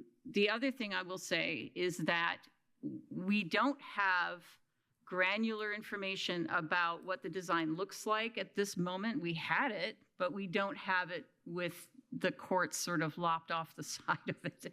So we don't have that, but we don't want to, and they won't do it, pursue that granular design work, which he said will take about a month to readjust things. Like you have to readjust HVAC and plumbing and all kinds of things until this purchase agreement is done. And at that moment, yes, we all need to work together to figure out what, when you put out that bid, again, you put out a range of items. And it may be that 3 of you want to see what it will cost to add another cord. And, I might say, well, what about this? And we put all of those things in that bid package as a range of options, right? 2 courts, 1 court, 1, in-house court, whatever it might be. Those are things that we will be talking about. I don't think there's anything that our office would be involved in terms of the jail or jail administration side. Certainly that's not our purview. So there are some issues of granularity that are not in our that there are issues of granularity that are not things that we are masters of and that we know enough about to be involved in. But you can clearly say, what about the size? What about this? What about that? Et cetera. So I think there are a number of issues that would have to be resolved. We'd have to have a range of items to go out for bid. Mr. Cockrell, maybe you want to add something. I would just say, in some ways, it's a chicken or an egg thing, right? As somebody who's worked on this, if you gave me a budget, then I could say we could do this, this, or this, right? And we could work with our design team, and we could say, here are your choices, right? Or it's, what do you want in it? And then we could tell you, well, this is what each of these components cost. I mean, I guess from my perspective, what are people comfortable with? How do they want to proceed forward? Do they want to go with we want to know, I mean, I think we've said with that $157 million, which is scary to me, I'll be honest, number that we've got 3 courtrooms, we've got the jail administration, we've got the sheriff's office, and we've got the jail. Well, at some point in time, I think we would need to know what each of those components cost. And so, so we can trim that number down if necessary. And, So I appreciate it, Jeff. I mean, so this wasn't really where I wanted to go, Madam President. I can't do project management 101 at 6 o'clock on a Tuesday. We build everything from a birdhouse to a battleship with an idea that there's a manager and there's milestones and timelines, and all that's very public and transparent. And it's something we still need to work on, because I'm talking right past the tables here. I mean, I really don't know how to get at that this evening. Let me get to the question of the council, which is really the fiduciary piece of this. And it was mentioned earlier because there was an article in the Herald Times asking about this. So I want to start off by saying that I'm going to ask some questions about valuation. And it's not about court cases and divorces. It's about how we got an appraisal on a property that's been presented in the purchase agreement, and I need to understand how we got here. So I'm going to ask some stuff about this. And the point of that is to help the public understand where the $5 million number came from on a property that is no longer going to be generating any economic benefit or part of it to the community. So that's what we need to ask, what we're being asked to purchase here.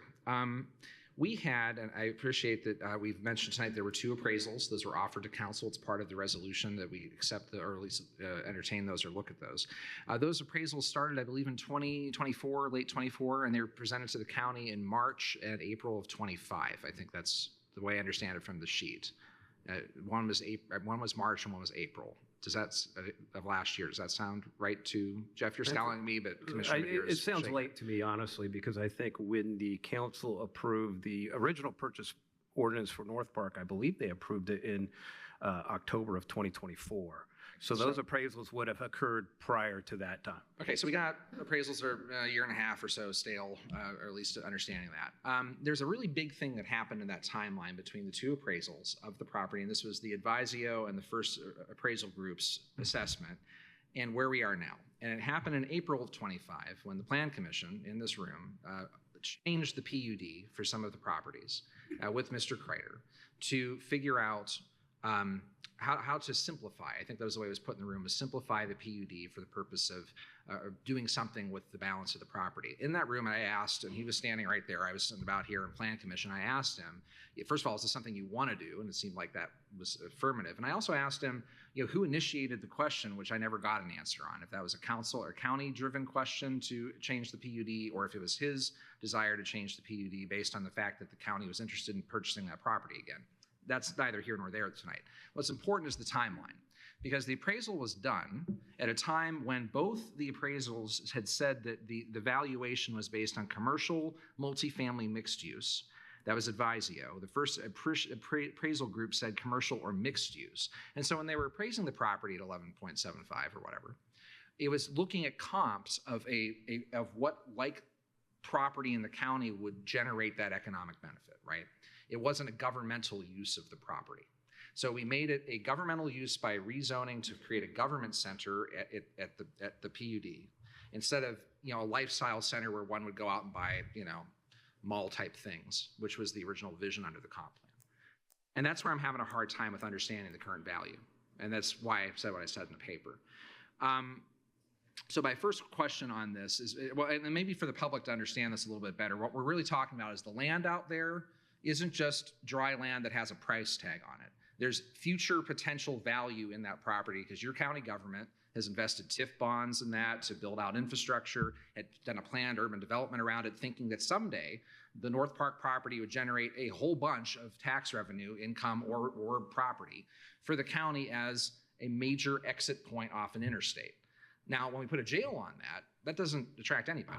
No one's going to do that. And that's the challenge I'm having with the amount. So imagine a layer cake. First layer is the out-of-the-box yellow cake of, that's North Park. Put on the chocolate layer of the PUD, and then the toppings, the fondant, the frosting, that's your TIF bond. And when we start ripping that out through our process, it devalues that slice of cake. We lose some layers there. It's just the value is tied to the economic potential of that property. So where I'm trying to get to and helping me understand this, based on the actions of the county to change the development plan out there, is have we ever looked at an appraisal of it as a government property? What's its value otherwise? Isn't it time to take a look at that? So I'll take a look at that. And I know, by the way, that case that you referred to in the newspaper article intimately because I teach it. So I'm happy to talk about that. I don't think the newspaper article reflected that case fairly or talked about the fact that that case actually rejected the $6,000 valuation. Nor did it mention that the property sold, 84 acres of that property sold to Bloomington Hospital in 2006 for $150,000. And so clearly the Bloomington Hospital is comparable to a jail site. That was not a particular commercial value either. But your question, was should the property's commercial value be relevant to government? So I think that is factually true. The fact that it is commercially valuable is true as a description of appraisal methodology, I think, but the framing of that question or the premise is incorrect. Appraisals generally assess fair market value based on highest and best use, not the buyer's intended subjective use. A government just doesn't get to purchase land at a discounted jail price because it gets to build a public facility there. So if the property's market value reflects commercial or mixed use development potential, then that's relevant to what a willing seller could command in the market. So I don't think there's a basis for the claim that a government use necessarily should be valued differently, and certainly we haven't ever made that claim.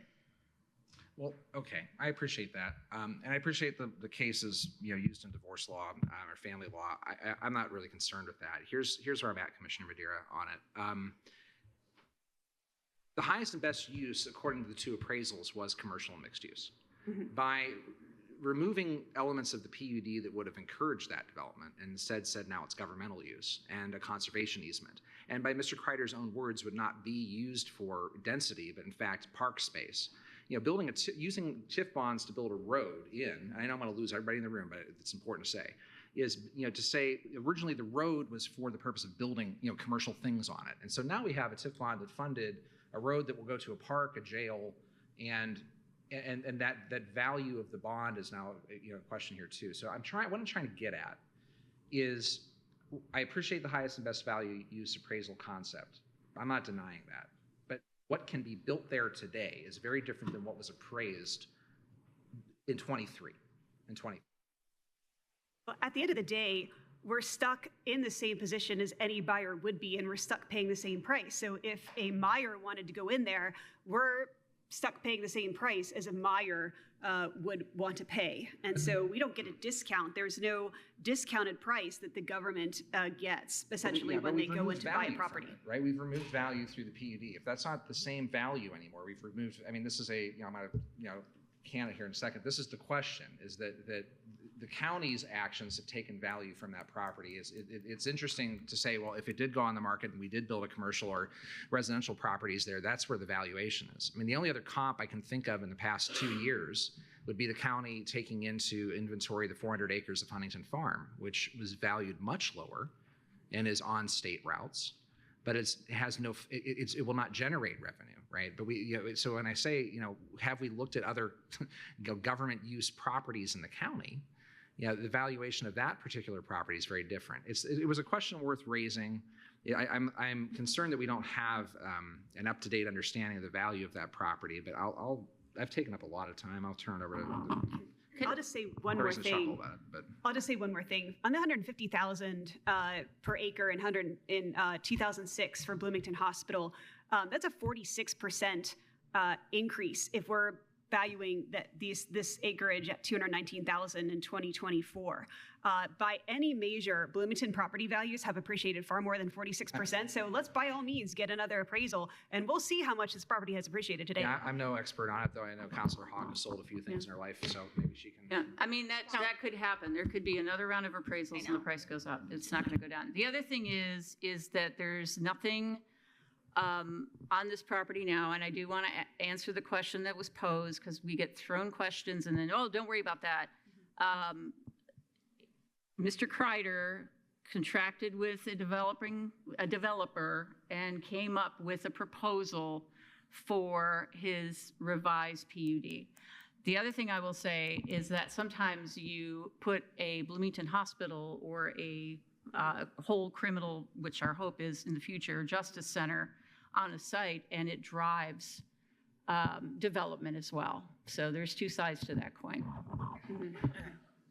I'm going to move on, and I'll go to Councilor Iverson, and then I'll pop back to Councilor Wiltz. Section 3.3 of the contract identifies that the Phase 1 environmental is no longer valid. How long is that going to take to conduct a Phase 1 environmental on this property? Not very long. We set the period for review longer than, I think twice as long as we anticipated it would take to get the Phase 1 reevaluated. Okay, great. And are there other evaluations we need to do on this property? Again, pending approval of the purchase agreement, all that stuff. That's the important one. I think we were ready to close on it clearly last October until we weren't. So I think we had everything up to date. At that point, our Phase 1 would have still been good. And so I think this is just the one thing we need to make sure we get redone. Right. And that's exactly why I asked it. In the intervening 5 months, has anything dramatically or good? Okay. No, I think that our conversation about how we're doing this and the process, the issue that originally brought up, is baffling. And it just, anyway, I think it's an area that we need to work on. That said, I would really like to hear from the public, and I do not have any more questions right now. I just got a couple more, and then we can move on. Since we keep invoking the city and we want to work with them, the question that I have is, because the noon edition that y'all did on Friday was very enlightening, and there were some questions that had been brought up, and again, members of the public have asked this question, and I'd continue to say y'all no say, and so I'll ask again for everybody. What is the transit plan? I know literally on my way here, I was hearing we have that, or, we can figure out that plan. But I guess we got to move from concepts of the plan into actual plans. And so I've heard Commissioner Thomas, there's this notion of Uber Lyft. So I guess, how do we work with the city on that? What happens if the city says no? And what is this contract plan regarding Uber Lyft? Okay. So first and foremost, we can work with the city of Bloomington, which can, if it chooses, decide to expand the boundaries of Bloomington Transit. And again, with commercial development and housing and other things being added to that area, I imagine that would happen.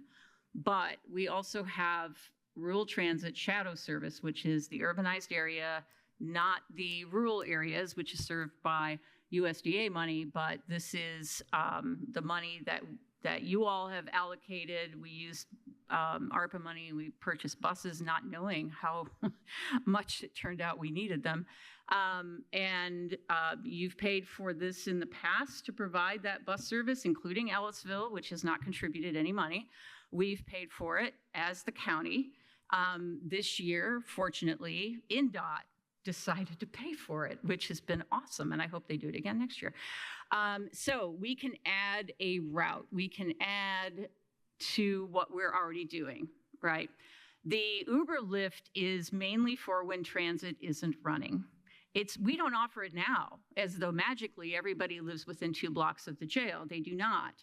And what I've learned from working with BT and their microtransit system is that it's contractually possible to establish a per ride contract with Uber and Lyft for those times when transit is not running. So a Sunday afternoon, if somebody is released, for example, that they would have that option at no cost to that person, but we take that cost in. And right now, I can't say what it's going to be when the jail opens because we never know. But right now, I think that cost is about $20 a ride. Right, I think it was $20 a ride, but that would get them anywhere in Monroe County for that money. So that's sort of that backup plan, right? I know that we are concerned about transit. We're concerned about distance, although this is closer than Fullerton to downtown, Fullerton Pike site that we've looked at.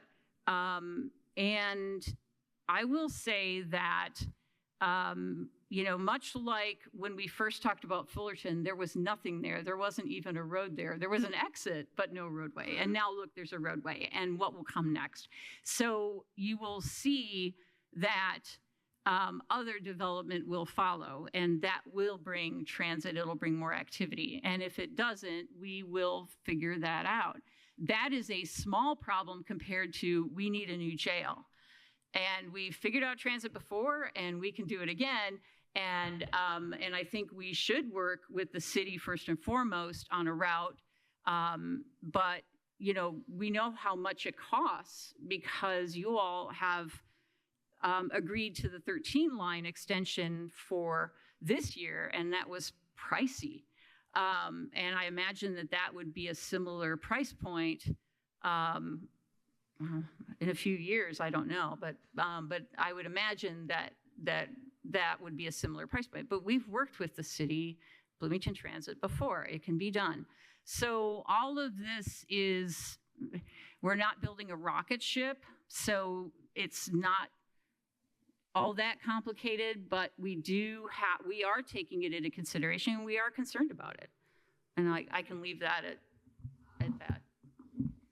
I think also we can come up with creative solutions and contract with our local service providers and win-win solutions where we help to fund them perhaps in paying for transportation.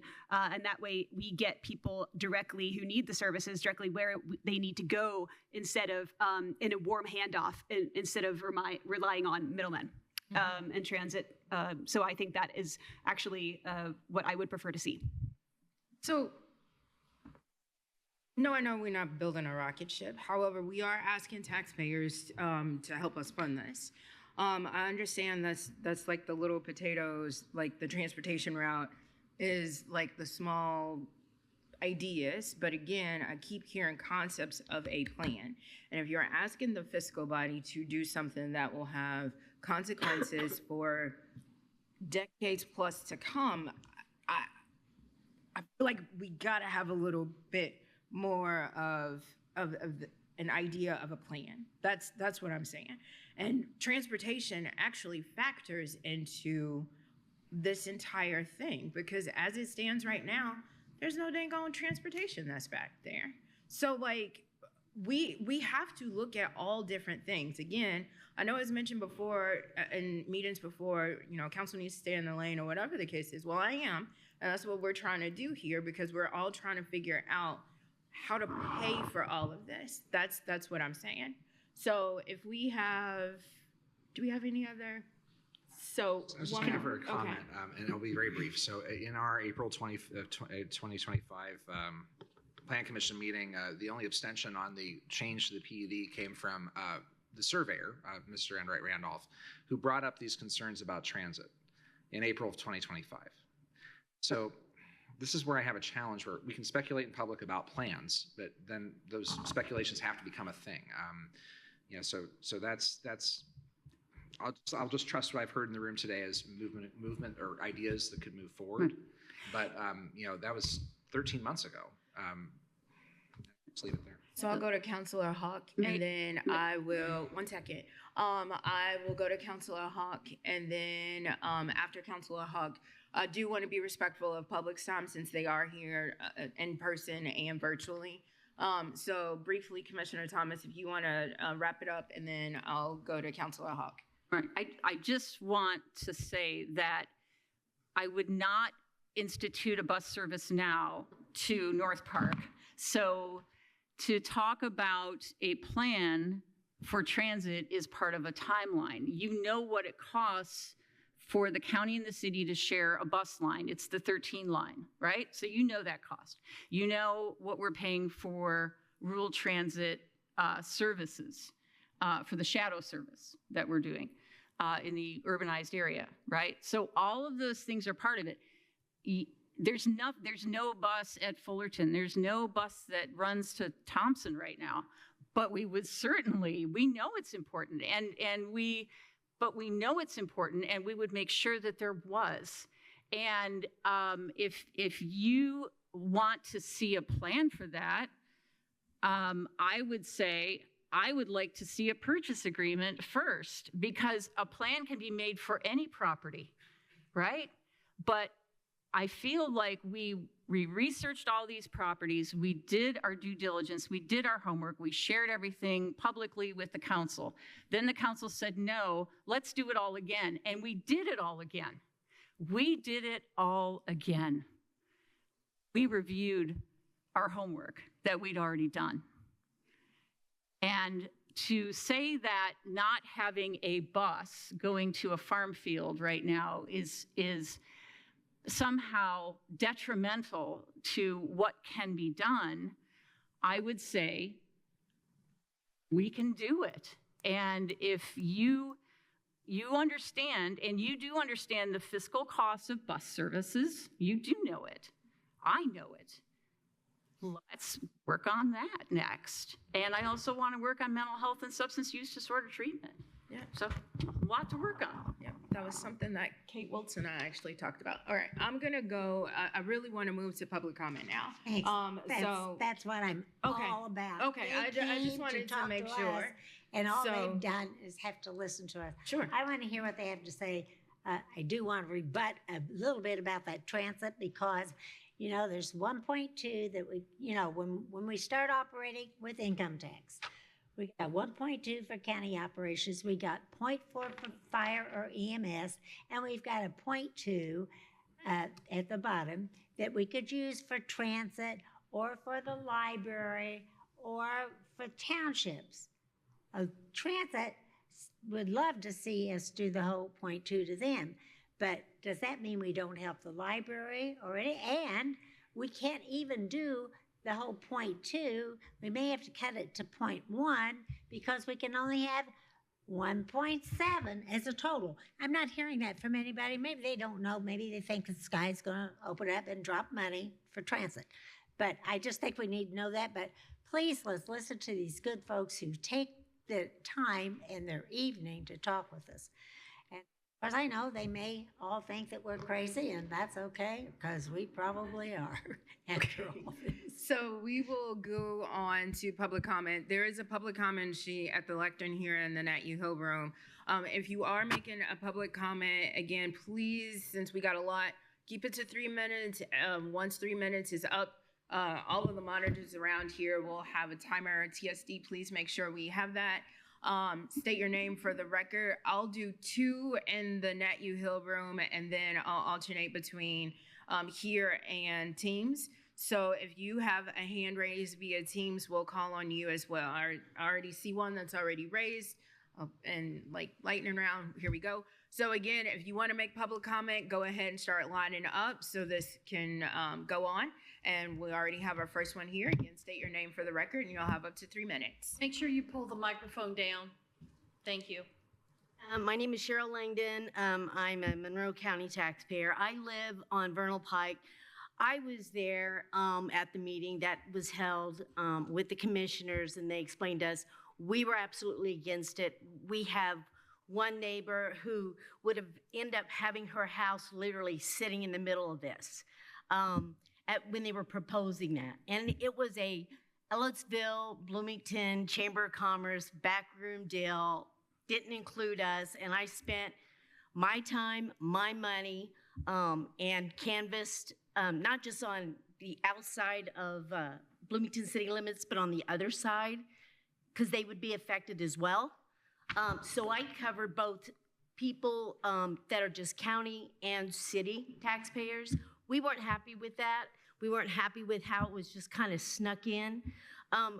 I understand that they're using the ACLU to bully us, to hold us hostage, to quickly find this. And I understand that we want to make sure that the welfare of inmates are taken care of, but the welfare of citizens, the taxpayers who are paying the bills, is number one.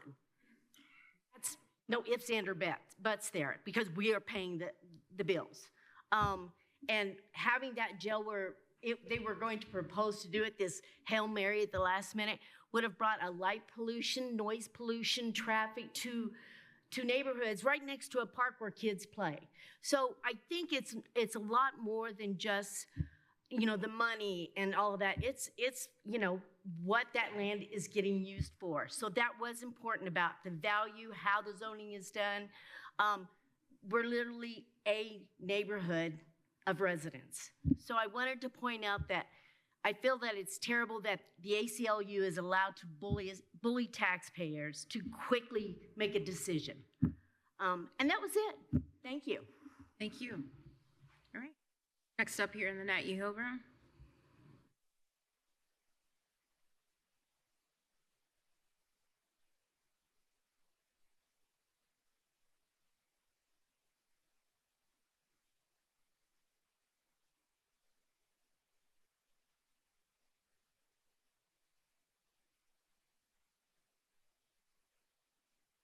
Good evening, counselors. My name is Susan Easton.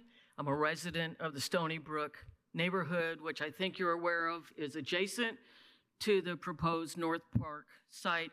First of all, I want to thank you in advance for your past support of voting against North Park as the new jail site, and ask you for your continued fiscal diligence in that area and continue voting against it.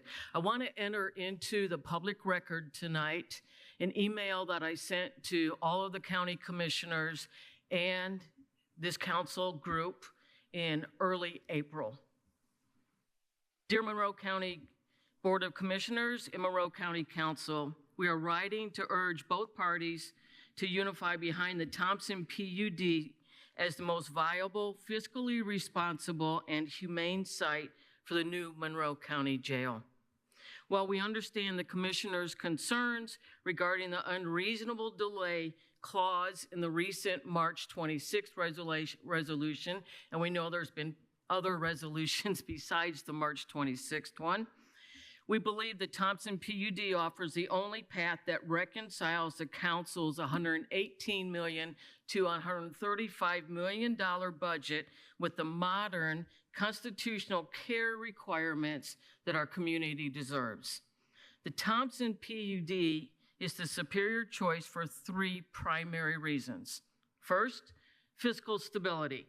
Unlike the North Park proposal, which requires now greater than $11 million land purchase and significant new utility extensions, the Thompson site is already in county hands. Using our local income tax and economic development income tax reserves to fund the cleanup of the debris pile is a far more efficient use of taxpayer dollars. than the $50 million budget gap currently stalling the North Park plan. Secondly, accessibility and social justice. The North Park site is essentially a suburban island, disconnected from public transport, as we heard earlier here this evening, and legal services. The Thompson PUD is located on a Bloomington transit route and the Beeline Power Line Trail. This ensures that families, public defenders, and those re-entering society are not further marginalized by a lack of transportation, a key factor in reducing recidivism and helping improve future public safety. And thirdly, concurrent progress versus sequential delay. Concerns regarding the Duke Energy power line should not be a deal breaker for us. Given the 40-acre footprint of the Thompson site, construction and site grading can begin on the unobstructed portions of the land while utility relocation happens simultaneously. Engineering 101 for some of us. And that is your time. Thank you. Thank you.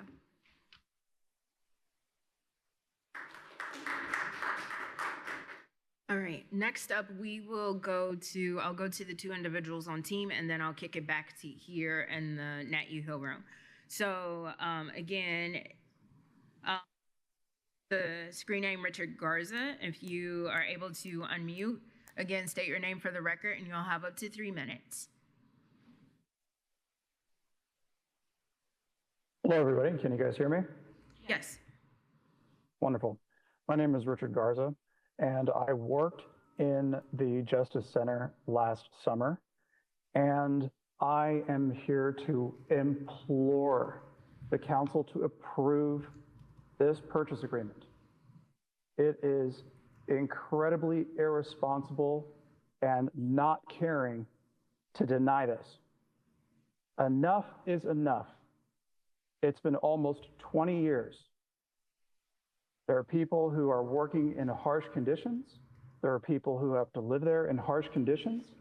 And if it was not for this lawsuit and the ACLU and the Constitution, I imagine the county would do nothing to improve the situation of those who have to work there for their careers or those who are there as incarcerated individuals. Again, I implore you to do the caring thing, stop delaying, stop kicking the can down the road, approve the purchase agreement. I yield the rest of my time. Thank you. Thank you. Next up is Peyton Prospel. Again, you should be able to unmute, state your name for the record, and you'll have up to 3 minutes.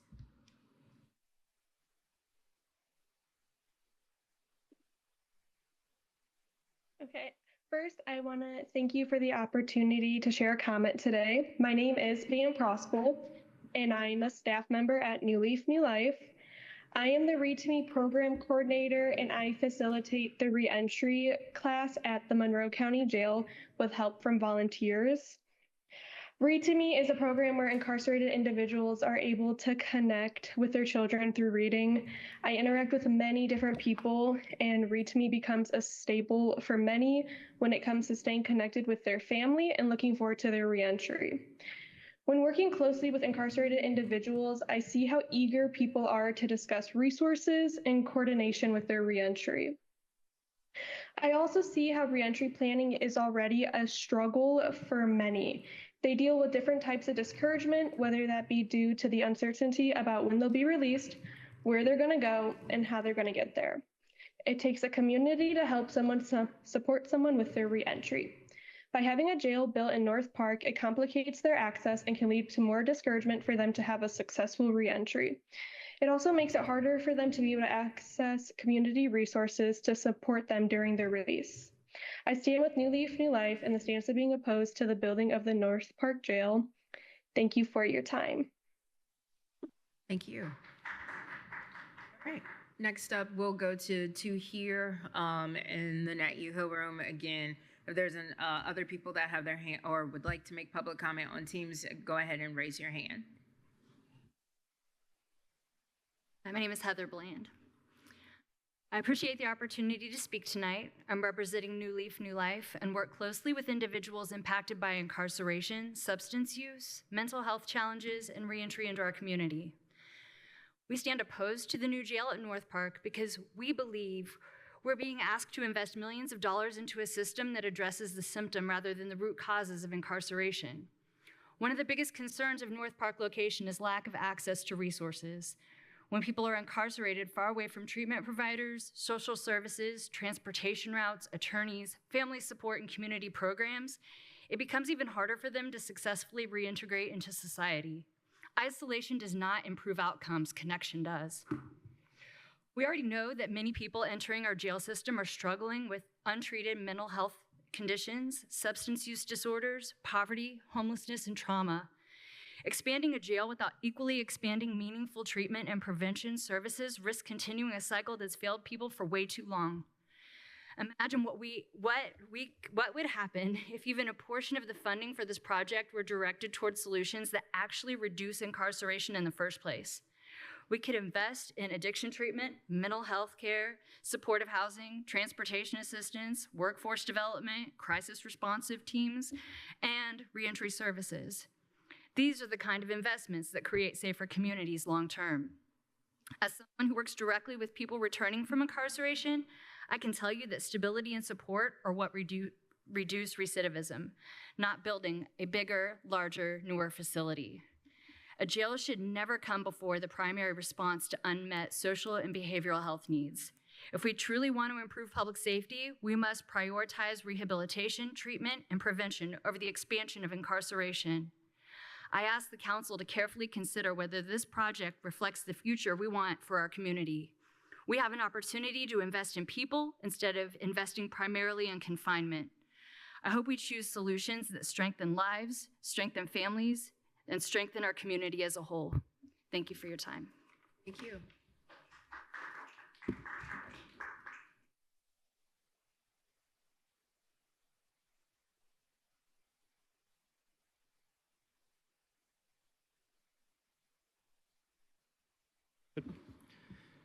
Good evening, Council.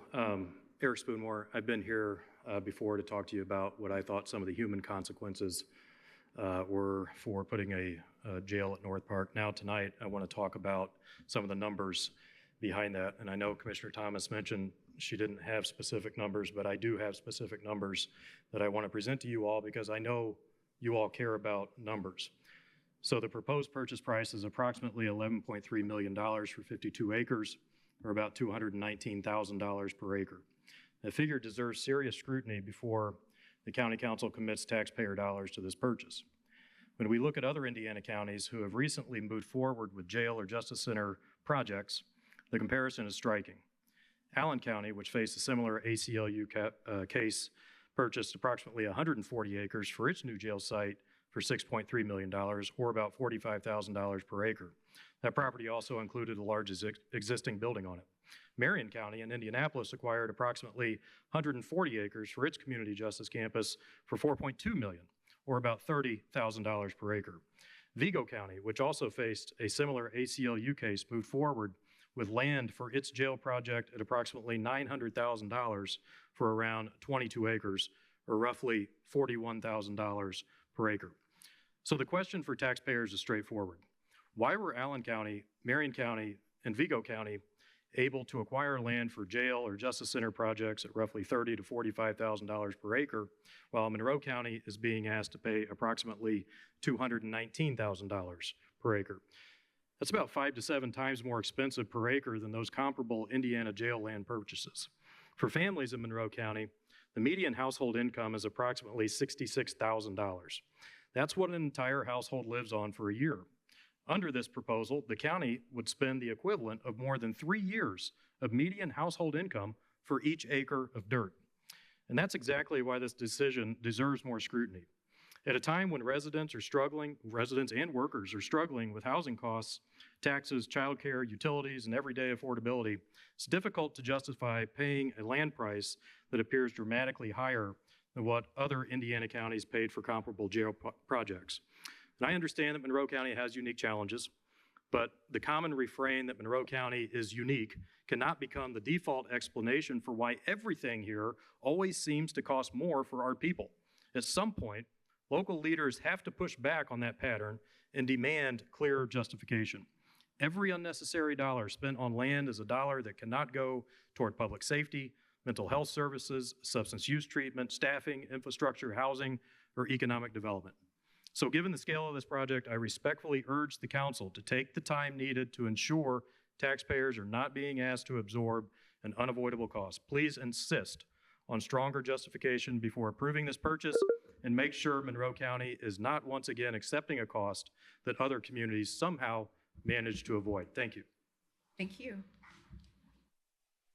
Okay. Next up, I only see one hand on Teams, so screen name Nicole, you should be able to unmute, state your name for the record, and you'll have up to 3 minutes.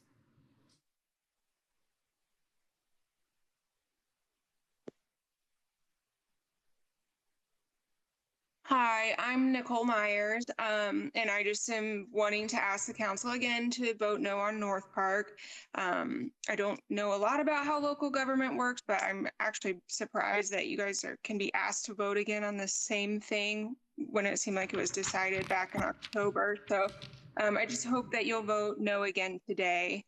I feel like we've heard from some folks that live near the North Park site, and that don't want the jail built there. I live in Broadview near the Thompson property. I really don't think we need a big giant justice complex anywhere, but I still feel like the Thompson site is a better choice than North Park. Building a jail out there on a big 4-lane highway is just dangerous and just seems like a terrible idea.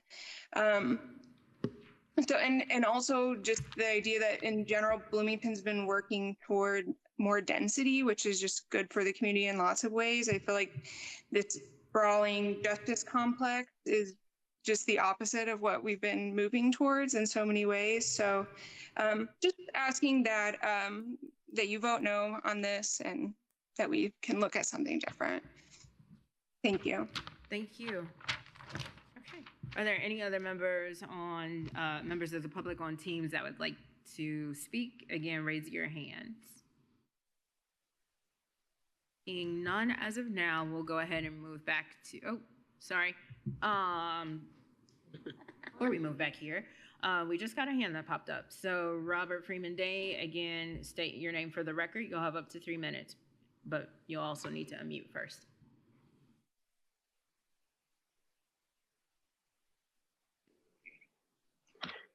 Hello, this is Robert Freeman Day. I just wanted to put out that if we're looking to communicate and work with folks that are, community support areas like New Leaf, New Life, or the city of Bloomington itself, I think that we need to listen to the input of them. And so I'm just kind of putting it back to, if they're expressing a little bit of concern and opposition to the North Park, I think that the council should be definitely considering that. That's really all I had to say. I yield the rest of my time. Thank you. All right, now we'll move back here.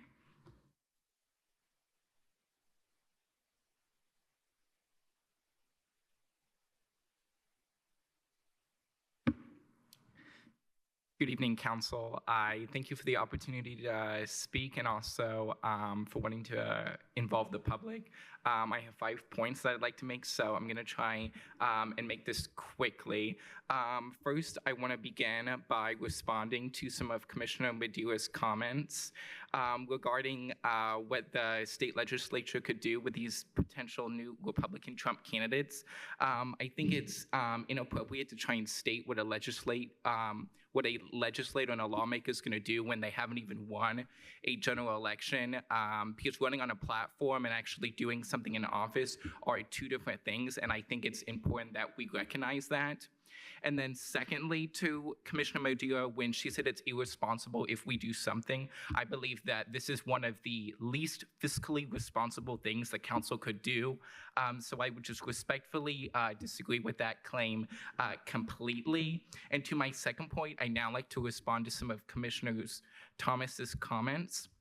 I'd first like to make a quote of Commissioner Thomas regarding the transit. Quote, "We have time to figure this out." End quote. Why should we vote on something when we can figure it out later? I feel like as a human, I want to know exactly what I'm going to vote on before I'm going to do it.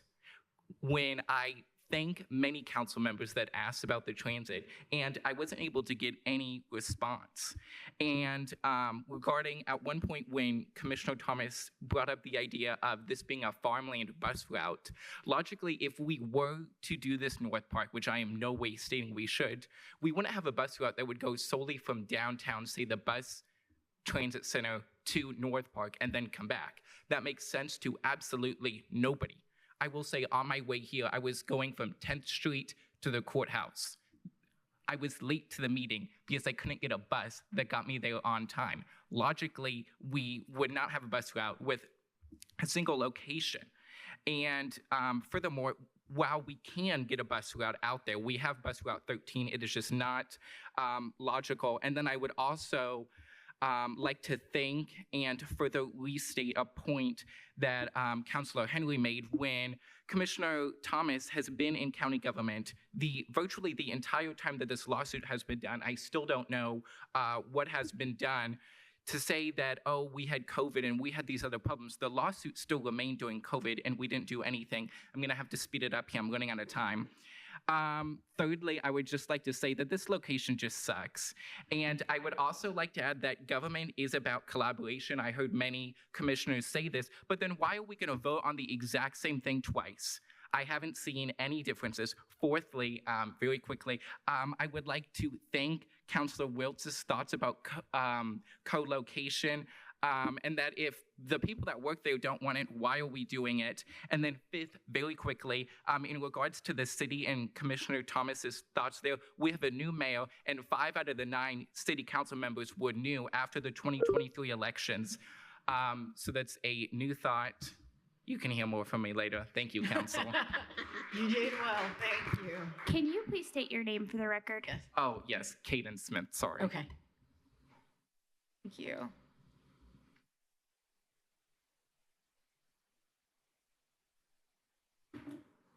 Next up here in the room, again, state your name for the record, and you'll have up to 3 minutes. Am I ready first? Yeah, that's great. Okay, sorry. Okay. Yep. Hi. Good evening. My name is Jessica Groves. I have 3 points to make. I'm a mom and a resident. You've seen my kids running around and crying. I live in the neighborhood right next to that area, the proposed area. First of all, I want to say I'm not opposing the jail. I want to thank the sheriff for being a compassionate person and caring about the inmates. I care about that too. But I have a family.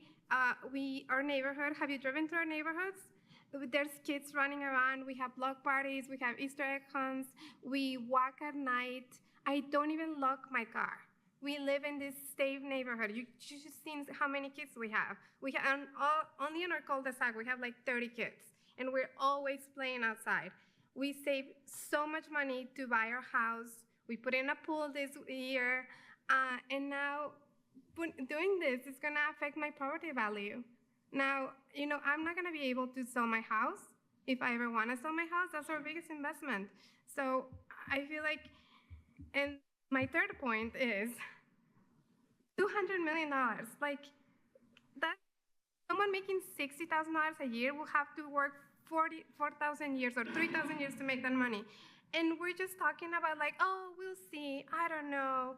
I know, this is, honestly, it's heartbreaking. I worked for a school. Sometimes we don't even have paper. We don't have pencils. And we're just talking about $200 million just like that. We'll see, we'll figure it out. Honestly, it's so sad. As a resident, as a taxpayer, it's so sad. I thought about this house, our neighbors, being my forever home, but if this happened, I know me, my family, some of our neighbors, we're just moving. We're gonna find another community, we'll probably move to Fishers, somewhere else, but we're not staying here. That's it, thank you. Thank you. Don't see any hands raised via Teams. So while we wait for more hands to light up on our team screen, I'll keep going back here to the Nat U Hill room. So please.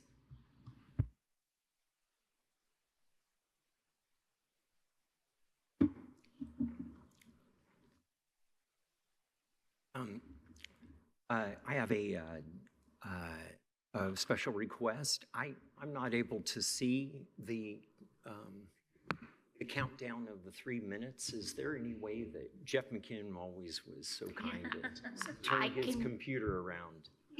And if it helps, Mr. Davis.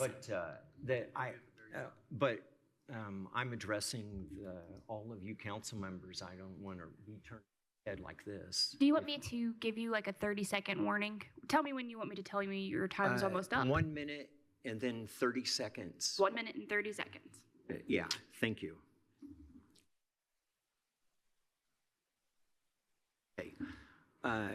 Good evening. My name is Joe Davis, and thank you, council members, for hearing my comments. First off, I want to say I strongly encourage you to not move forward on the purchase of the North Park property. It doesn't make any sense at all. As an independent candidate for county clerk for the circuit court, and also while campaigning during the primary, I had many conversations with individuals who do not wish for the Justice Campus to leave the downtown area. As a matter of fact, that translated into 2,545 or 49 votes for me. Many of those people felt this strongly. This is my constituency already established. It makes no sense. There's a sunk cost fallacy.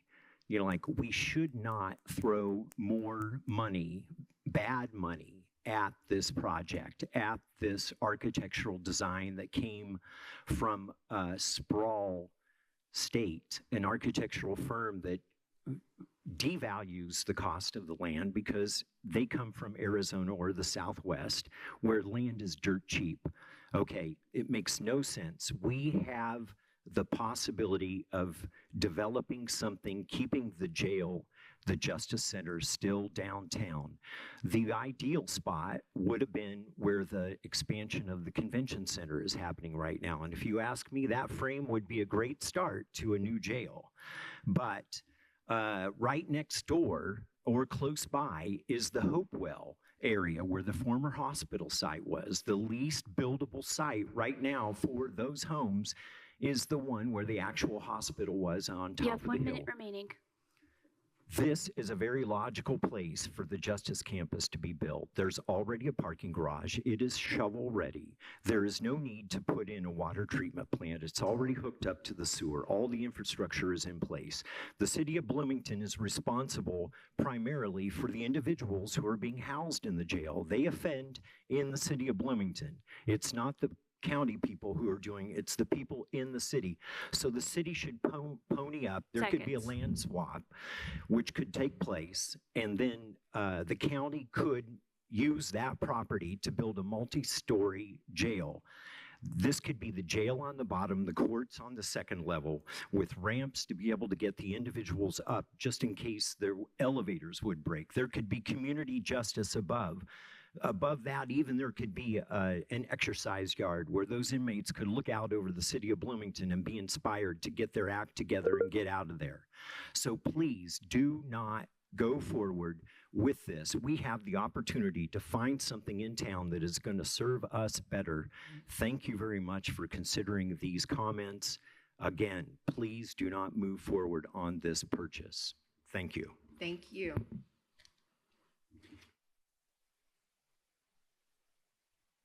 still seeing no hands raised via Teams. We'll still keep coming back again. If folks have their want to make public comment in their own Teams, again, raise your hand.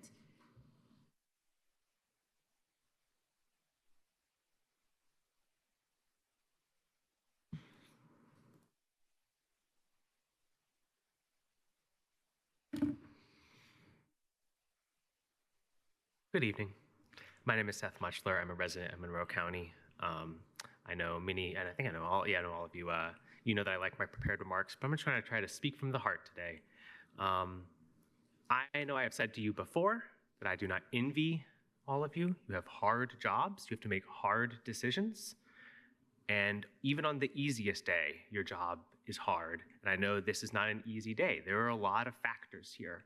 I know that your job is to take many different constituencies, many different influences, many different things, juggle them all and make the best choice you can.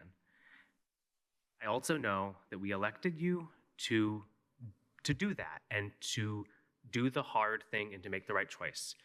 I know that it has been said many times that if we don't do this, that we're gonna get sued. And that might happen. I can't say it won't. I can't say it will, I can't say it won't, but it might happen. But that doesn't mean we make mistakes out of fear, and that doesn't mean we do the wrong thing, even if we think we might be doing it for the right reason. We step up and we say, I'm gonna do the right thing. And we all know North Park is just not the right place for a jail. We could talk about big picture. I've had many conversations with all of you. You know, I could go for more than 3 minutes, 3 hours about all of the reasons about criminal legal system and all of this, but like the decision at hand is North Park. And we just know it. You all voted last year no on North Park. The city council has said no on North Park. The community says no. So everything else set aside, we just know that we can't make this choice. We can't say yes to no North Park in order to save ourselves, because we're just setting ourselves up for decades of hurt and for decades of the wrong decision. And I feel that we will as a community regret it. And so I'm just gonna ask you, I'm gonna thank you in advance for making the hard choice, for even when your backs are up against the wall, looking out for your constituents, and I hope that will end up in a no vote on North Park. Thank you again for all the work that you do and for your public service. Thank you. Okay. Like we have a hand raised via Teams. So screen name Kathleen. You can unmute, state your name for the record, and you'll have up to 3 minutes. Hi, can you all hear me? Yes. My name is Kathleen Paquette. I'm a longtime Bloomington and Monroe County resident. I just really wanted to second everything that Seth Muchler just said. And I think I also just really want to make it very clear, especially to the public, that we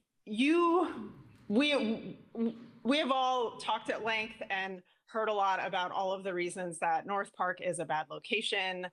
And what we're talking about now, like back in October, you all voted against North Park as mostly based on concerns with the cost and the location. And if we're talking about phasing this project now, we're talking about a higher cost.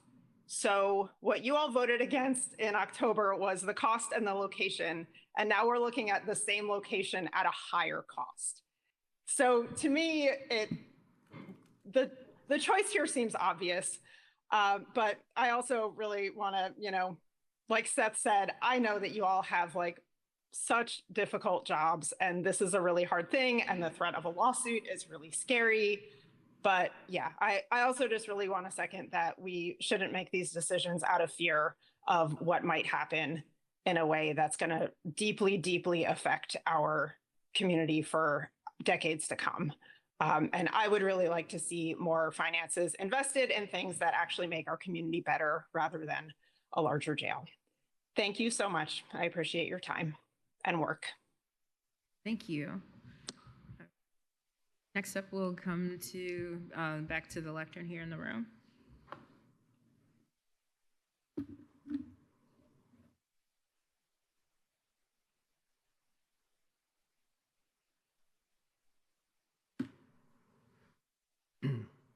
Yes, my name is Jeff Richardson. I have no position on what site you select ultimately.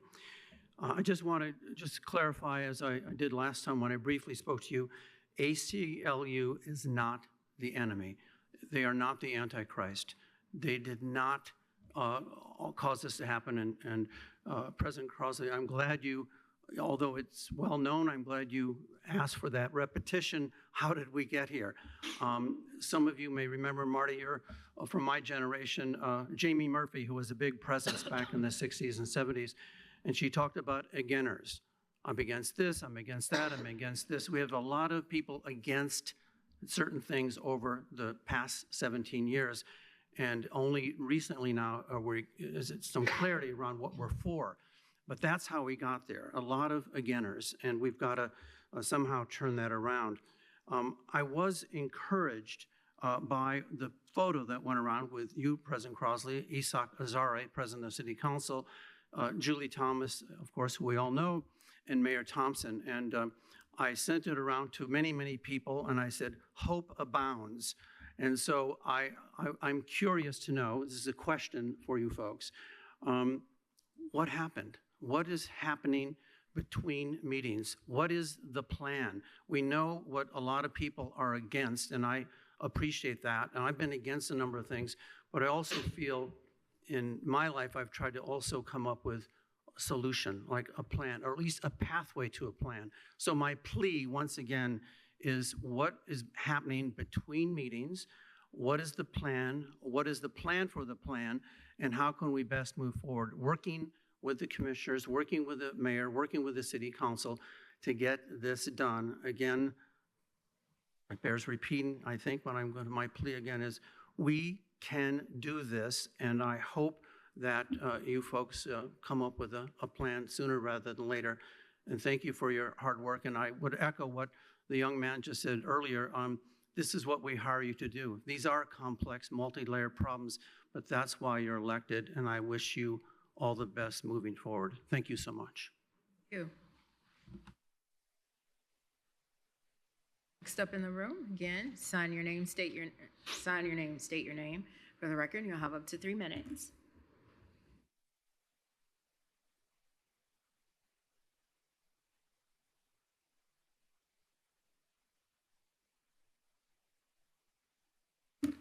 My name is Christian Easton, and my wife was up here earlier. She's very well prepared.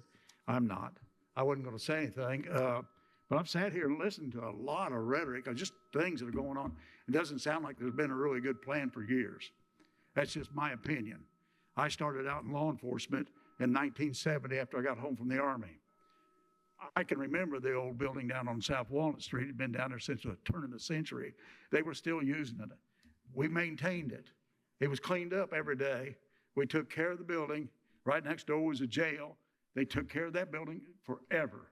We built the new one. Myself and another officer moved everything out of our police department into the new place for Bloomington Police Department, which used to be down on the bottom floor. I can't believe that when Sheriff, you took that place over, I saw what it looked like. There's no reason for that. It was not your fault, but that needed better maintenance. And I think that rather than spending money on a whole lot of other things like buying property all over the county and still looking for another piece of property to buy, we ought to fix the jail and get, or at least build one and take care of it. And spend the money, try to spend the money on maintenance in the future, because these buildings ought to last a lot longer than that building lasted. I think it was I can't remember the exact date that they built that, but it's less than 50 years old. And I'm a little older than that now, and I'm still going to make it for a while longer, and I'm taking care of it. Okay? So I'm asking you all to do the same thing. Get a plan. If you own property somewhere already, this is my argument to begin with. Why are you still shopping for property? You got property. You had an opportunity to already make a decision to build on that property. If it's down to crunch time now, you should have already got started on that. Okay, so I'm for the sheriff having the best facility he can have. The people need to have the best facility they can for the people that are in there. They're not all bad. I served as a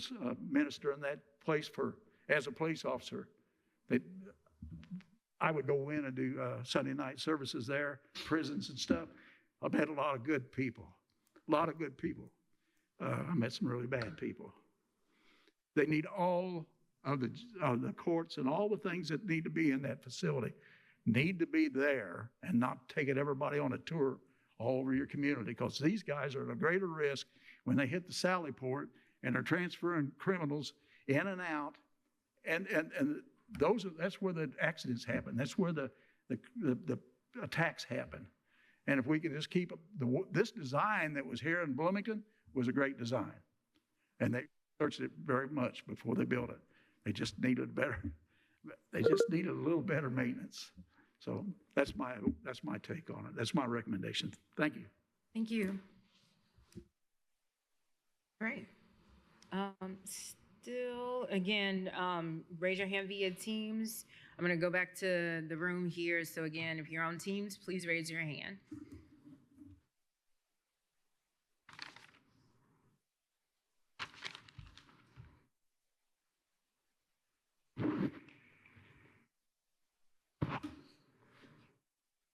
Hi, my name is Stacy Dosky, and I am here to thank you for the support that you've given us in rejecting the North Park site.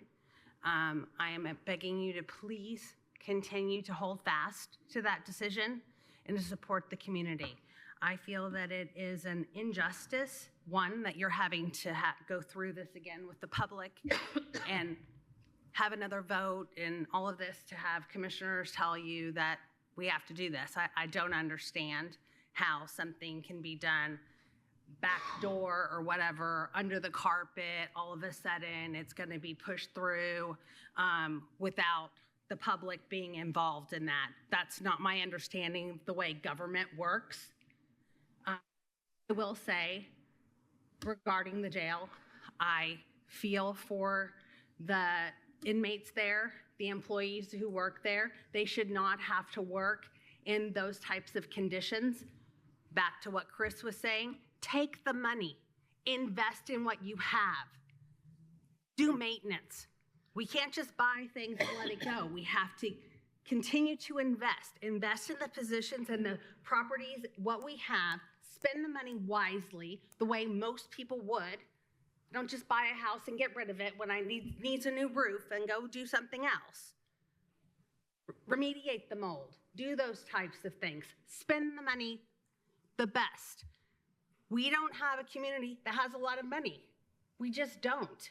Where are you gonna get all this from? You're gonna put it out forever and ever? I mean, I wanna know, honestly, who's getting a kickback here? Why does this keep coming up? The same people are getting offered, oh, it's their property, and then they're getting offered to do all these different things. I don't understand. I don't understand how this keeps coming around and what the problem is. Again, we need to address this.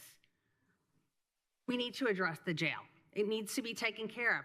Use the money to maintain it. Do not, I beg you, go to the North Park site. It is not the best use of our finances, of our money, anything for the community. That site, like Councilman Henry was saying, we could get all kinds of revenue. We could make money from that location. It is a prime location for all sorts of different types of activities that will be bringing in money to our community, bringing in services, all sorts of different things. So think outside of the box, find a different way instead of just buying more property to start something else that you're not going to maintain it because you don't have any more money anyway. So 10 years later, we're going to be in the same position. I mean, it's ridiculous. It's just insane. There's no way that we can't utilize the land that's there to add more, clean up what we have. I guarantee you it's not just disposable. Clean it up and use it. Thank you for listening to me, and I appreciate the support that you have given us, and I apologize that you're having to revisit this again. Thank you. Anybody else here in the Net U Hill room? Oh, hello. Again, sign in your name, state your name for the record, and you'll have up to 3 minutes. My name is James Hovius. And if you could speak into the microphone so it can pick it up in Teams land. My name is James Hovius, and I just walked in. I've been to a few of these meetings in the past as this thing's kind of rolled on over the years, and I think I'm probably going to echo what other people have said. Kind of about fiscal responsibility, transparency. You guys, specifically are looking at this site that is overvalued. You're going to pay too much for it. Former Superfund site. As an adjacent property owner with a well, I would have to test my water before I could drink it, but you're going to build a facility here? You find issues with all the other properties. Oh, there's dirt piled up here. We can't surmount that. Oh no, this one's got, some other issue. There's literally just a litany of issues with North Park, right? From the lack of infrastructure, from bus lines, and from my point of view, I see you guys looking at these problems in the future, no support, no infrastructure. You're going to solve those problems with more taxpayer money. Again, you guys bought the Thompson property specifically for a jail. How about we follow through on that, right? How about we treat government the way we treat private enterprise? I've built bridges and roads in this state for 27 years. And if I sucked at my job as much as I see some of you guys suck at yours, I wouldn't have a job, right? So how about that person who decided to pile up all the debris on the Thompson site rather than prep it for the jail that we knew we were going to need?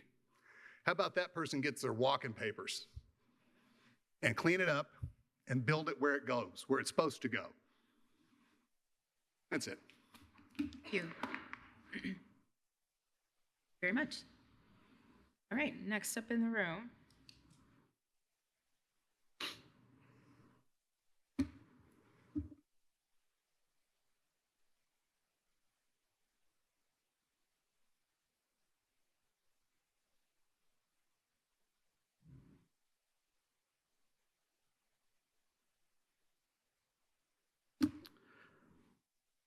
Good evening. Thank you, Council. My name is Andy Klein. I'm a property owner in Stony Brook, also a public school teacher, and have financial responsibilities as a public school teacher for the school system that I serve. And I would challenge you, listening to this evening and listening to the conversations over a year ago at the Ellisville Fire Station. I know Councilman Hawk was there, Commissioner Thomas was there, that the challenge for you to work together with the commissioners. I think you need to take a step back, because it bothers me when I heard Commissioner Thomas talk about we got to come up with ideas and we got to figure out ways to cut this, but you have no dollar amount that you're talking about in setting a bond. And I know a little bit about bond and bond counsel with my job. So when you issue a bond, correct me if I'm wrong, counsel, you have 3 years to spend that money, correct? 5. 5? Okay, I am limited to 3. But I would charge you to make sure you know what you are bonding and what you are spending your money on. Because as the taxpayers are going to be dealing with this, you're also dealing with the impacts of Senate Bill 1, and I'll allude to the fact of the other commissioner, I apologize, I don't recall your name, impacts of the elections coming up in November. What may or may not happen, Senate Bill 1 is still there. And with the homestead credits and the impacts of those, the $300 that we're all getting back, I didn't see $300 on my property tax that I paid just the other day, but that's going to have an impact as well. So I would ask you to consider those things as you are going through this. I'd also ask you to have a further discussion with the commissioners about, they talked about design, bid, build. Why don't you do build, occupy, transfer, that model? And I corporation who's building a $100 million school up the road under build, occupy, transfer. And if it comes in over cost, it's not the school that's paying for the extra cost. It's the person who said they would build it for $100 million. And I would ask you to think about those things as well. I yield the rest of my time. Thank you. Thank you. Are there any other members of the public who have yet to make public comment on this item? Again, you could come forward to the lectern here in the room, and then, or rather, you can raise your hand via Teams.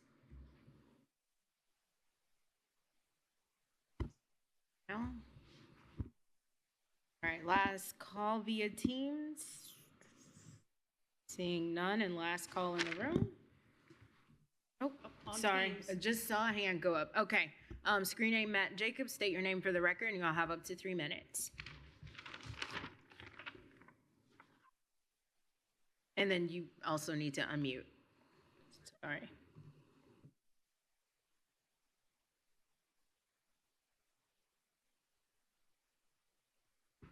Maybe? Yes, we can hear you now. Okay, cool. Again, I think you all heard most of the comments are going to be echoed.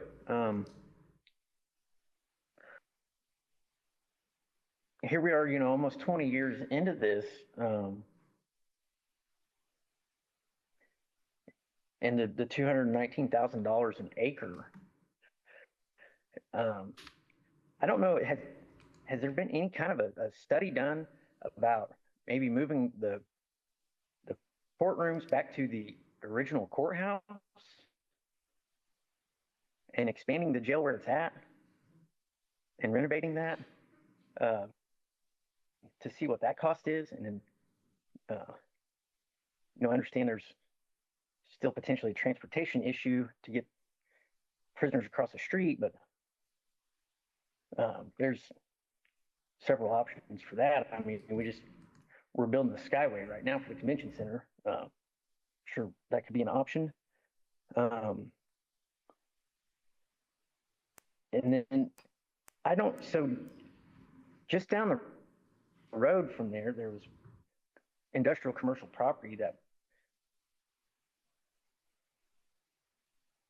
with utilities ready to hook onto it, at $75,000 an acre. I believe is the old Westinghouse site. After obviously just, as we all know, pay property taxes that have went up a lot. I still just don't understand how it's even feasible to think about $219,000 an acre for an old quarry hole. To me, that's just insane. And then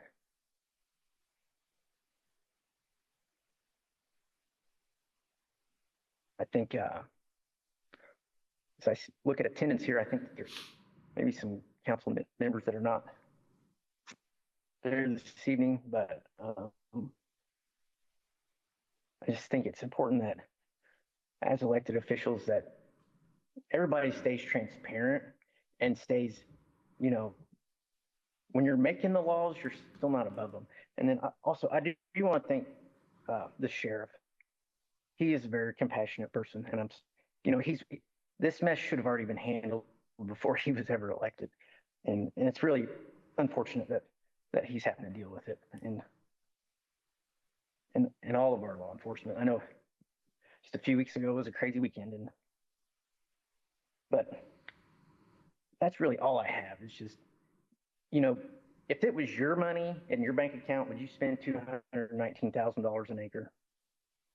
I know we got to get these inmates some better facilities, but I think there's a lot of buildings around where things could be moved around, and that don't come with that kind of a price tag. And that's all I got. Thanks.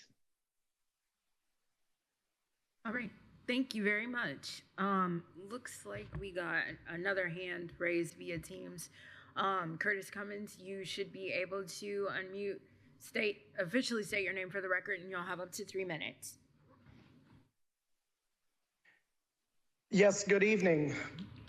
My name is Curtis Cummings, and I'm a Monroe County resident. I also work professionally in public service and human systems. I'm in and out of the jail on a weekly basis. I'm also in and out of the courtrooms on a weekly basis. So I really understand that the county's facing obviously real pressure regarding the jail situation and the ACLU concerns. But I want to begin by acknowledging that the constitutional jail conditions do matter. Staff safety matters. The dignity and safety of incarcerated individuals matter. Monroe County does have a responsibility to act, but I believe that tonight's discussion is bigger than simply a jail decision. This is a long-term land use and economic development decision that will shape Monroe County for decades. My concern is not whether the county needs to address the jail. My concern is whether North Park is just too strategically important to become only a jail. North Park may represent one of the county's most valuable future development corridors for retail, restaurants, mixed-use development, jobs, long-term tax-based growth. As I've heard council members talk earlier, the jail is a permanent land use decision. Once it's built there, the county loses flexibility for generations. And I worry that we may be unintentionally conflating two separate ideas, the urgency to act and the urgency to permanently commit North Park. They're just not necessarily the same thing. I hope that the county carefully considers the opportunity costs of placing a non-revenue generating government facility on land that may otherwise strengthen Monroe County's long-term economic future. And I also hope that we continue investing in broader solutions alongside construction discussions, including diversion, mental health, and just adding more mental health resources and addiction treatment, reentry support, and upstream strategies that we can use to help with more prevention. At the end of the day, urgency just should inform decision-making. It should not replace strategic planning. Fast actions necessary, but permanent decisions still deserve caution. Thank you very much. Thank you. Another hand raised via Teams, and I don't see it anymore. So I'll give it a couple of more seconds to see if that other hand will pop up. And while we do that, I'll go back to here and see if there's any final comment from members of the public who have not made comment yet. See. Oh, the hand came back. Okay. So screen name Sherry, again, state your name for the record, and you'll have up to 3 minutes.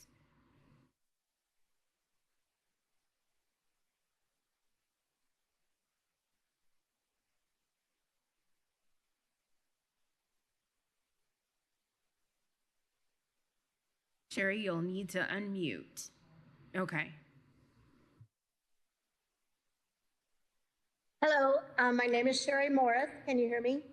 Yes, we can hear you. Please proceed.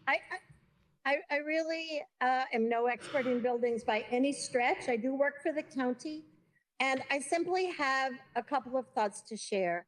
To be honest, every time I drive by a field that is unbuilt near downtown Bloomington, it dawns on me that this could be a potential location, not to start from ground a greenfield to build an entirely new facility, but I can definitely understand the need for additional structures that would provide mental health and addiction support, and I heard padded cells, different additional structures and facilities that are needed in the current facility that could be additive as opposed to starting and replacing what we have.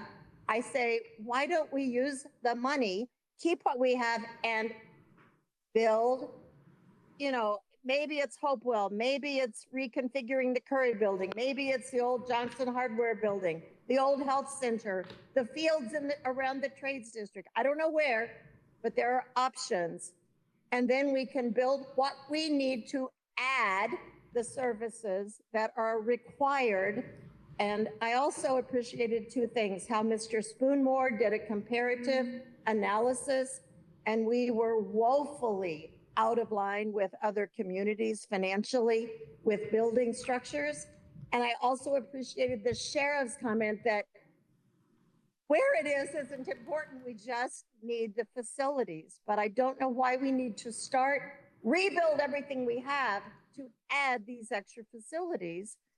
Can't we keep what we have, improve where we need, and build additional or acquire and reconfigure existing buildings to provide those extra services in downtown Bloomington? That's all. Thank you.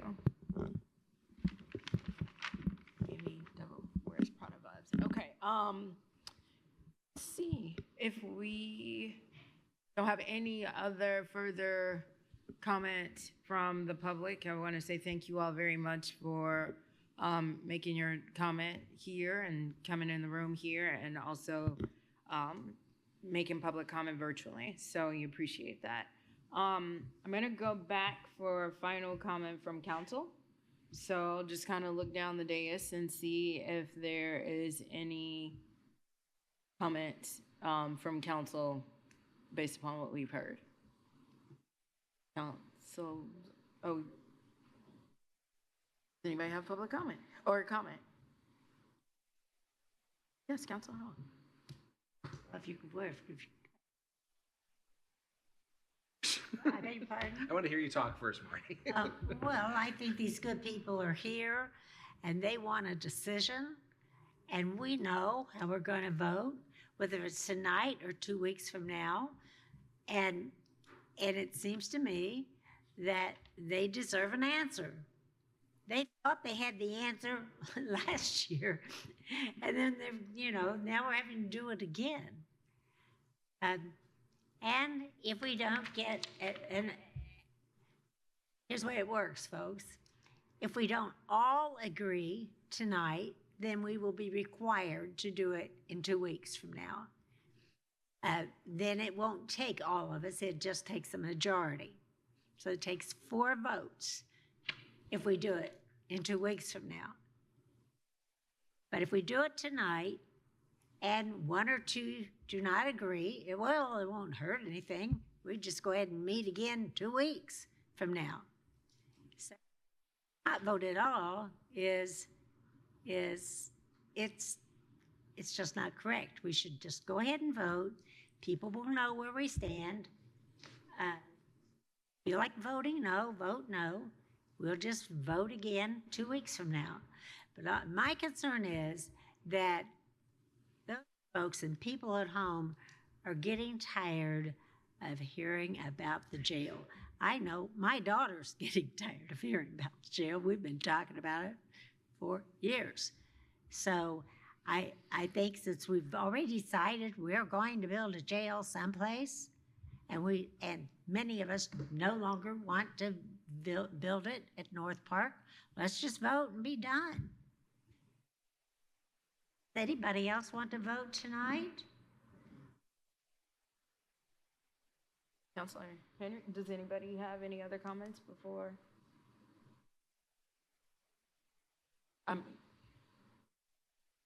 Councilor Henry, did you have Yeah, any I think I said a lot of words, so I agree with Councilor Hawk that I don't know what more we can add in commentary. We tend to get in that mode around here where we say it all over again, but I'll go ahead and make the motion to call the question on whether or not to adopt the purchase agreement or ordinance 2026-17. Go ahead and call the question on whether or not to adopt the ordinance. Second.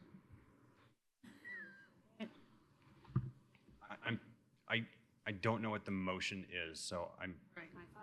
Okay, clarification. Councilman Henry, can you repeat the motion? It's calling the question. So I move to vote on the adoption of ordinance 2026-17.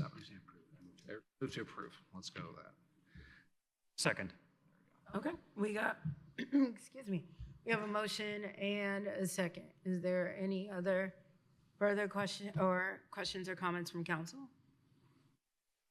But a no vote, it says we're not in favor.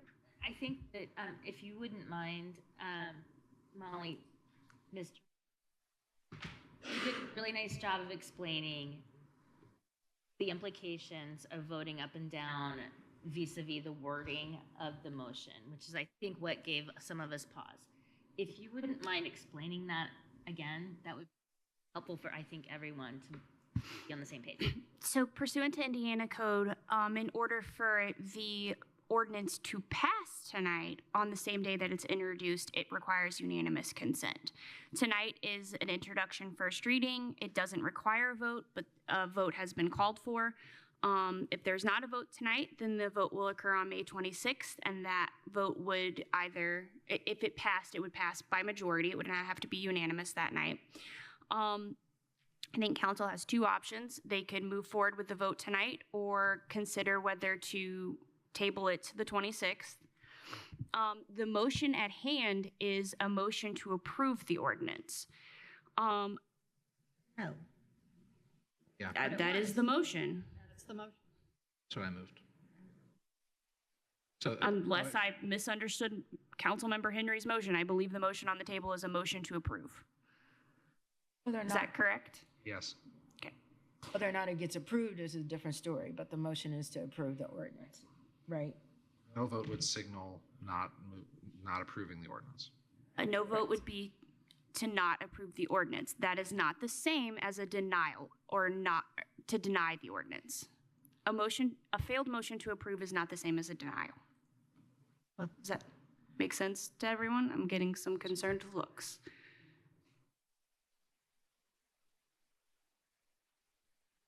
It makes sense to those of us who've heard it before. So it might bear repeating in a, I don't know, I'm sorry. Because this is the same that would happen So if we in the. withdraw, That is if we, right. if we withdraw the second. So to be clear, And restate the motion. Counselor, one second. So just to make sure I understand, this is the same as what we've done back in October. This where is the we same thing that happened with the voted additional appropriation. A failed motion to approve is not the same as a denial. Right. And so when last year, when we voted unanimously no, we had to come back around and vote around or say it again just to make sure that was all clear. Okay. So should that happen, we would have to vote again no. Just making it clear. Should the motion on the table fail, that is a failed motion to approve. And so that is not the same as a denial. President, I have an amendment. I'd like to motion to deny ordinance 2026-17.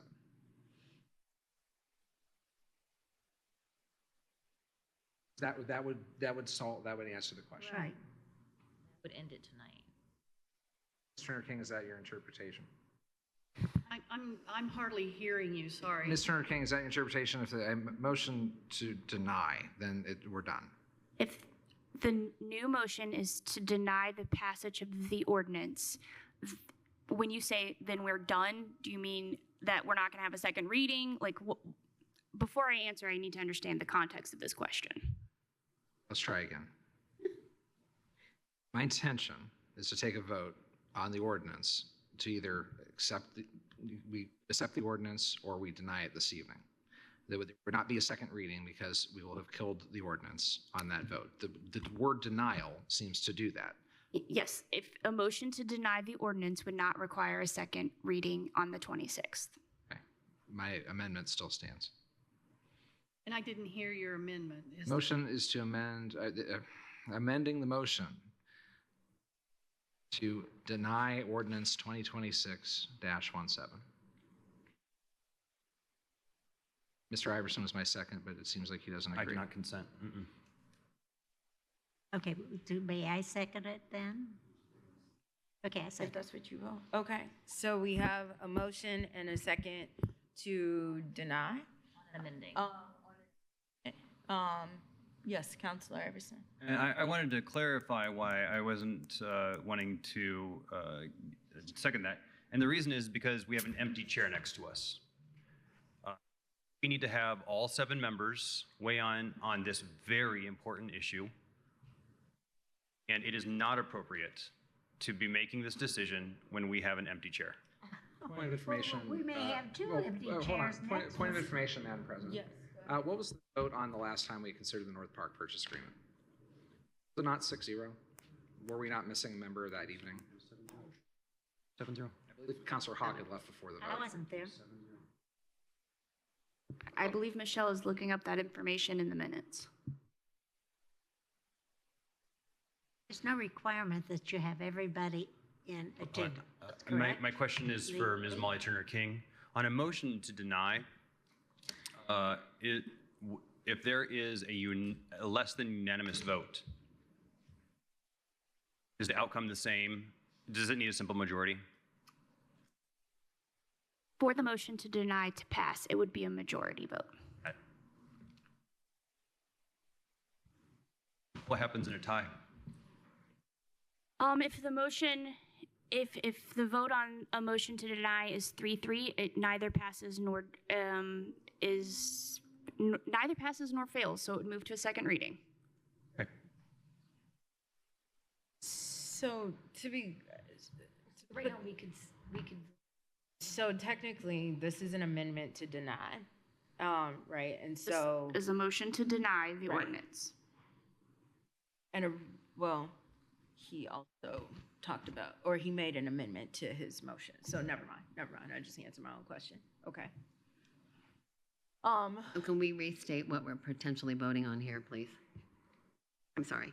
So Councilor Henry had made an amendment to deny the ordinance. Originally, it was to approve it, but when we approve it, because it's first reading, that would require a unanimous consent. If it did not have unanimous consent, then see you in 2 weeks on the 26th for a second reading where majority passes. In this particular case, correct me if I'm wrong, Ms. Turner King, because we are denying ordinance, not necessarily approving it, that kills this ordinance for tonight, and there is no second reading. Did I understand that? It passes majority. Passes majority. If your motion to deny passes majority, it would then kill, in essence, the ordinance, and there would not be a second reading. If the motion ties, it neither passes nor fails, and there would be a second reading.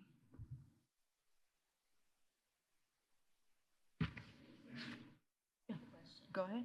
So if a motion to deny, if a motion to deny fails, we still haven't approved. Correct. Yeah. If you please Again, vote of to course. deny, we're done. And then folks get their answer. Right. And I don't want Don't know whether I- to say yes or no, we need just say vote someone else to to deny. be here. Yeah, to vote. I concur with Counselor Iverson. I think, I'm sorry, I think that it's important that we have all 7 counselors We're here. not going to have 7 next meeting either. What, are you skipping? Yes, we're not going to be here 7. Oh, poopy loo. Yeah. And I'm not going into my personal life up here. But I had something that was already planned. And I had not decided to be here.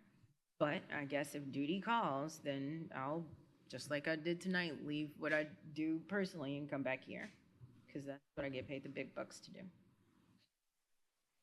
So, but again, I feel like folks know what they want to, or they already know what they need to do. Do we need to push this off for another couple of weeks, or do you want to go ahead and do it now? That's the topic of the question, and that's the vote. My motion's on the floor, Madam President, so Okay. either take the vote or we don't. I mean, the motion's on the Right. floor. I'll call question. Okay. So we have called the question, so now we. Yeah, the amendment is his amendment to deny. Correct. I'm confused. Are we voting on an amendment to his motion? There was an amendment to the motion. There was a second. There has not been a vote on the amendment. So if you want to take a vote on the amendment first, that's usually what we do. Voting on the amendment. Yep, so let's vote on the amendment. Okay, let's read the amendment. To clarify, what you're voting on is a motion.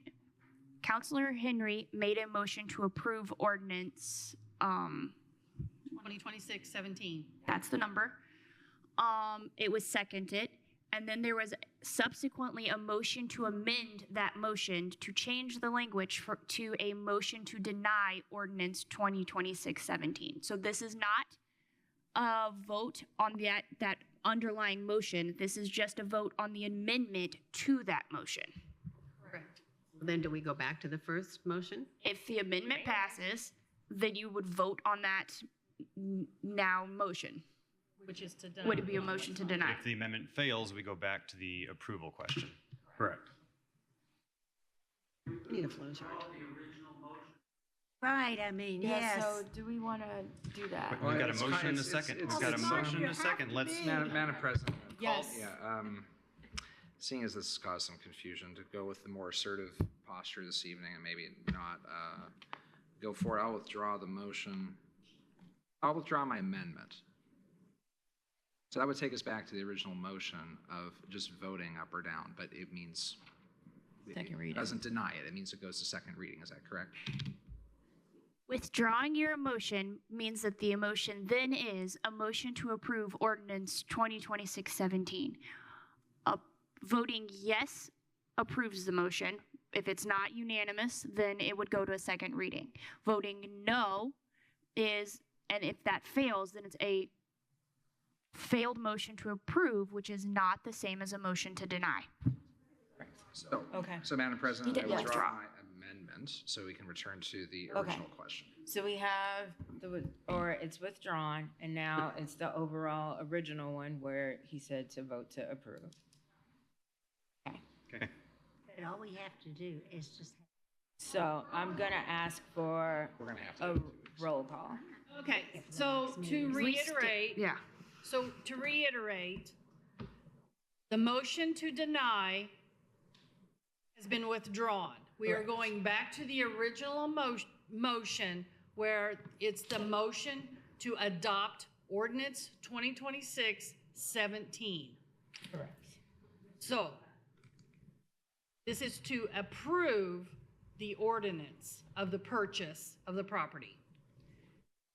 Counselor Iverson. Yes.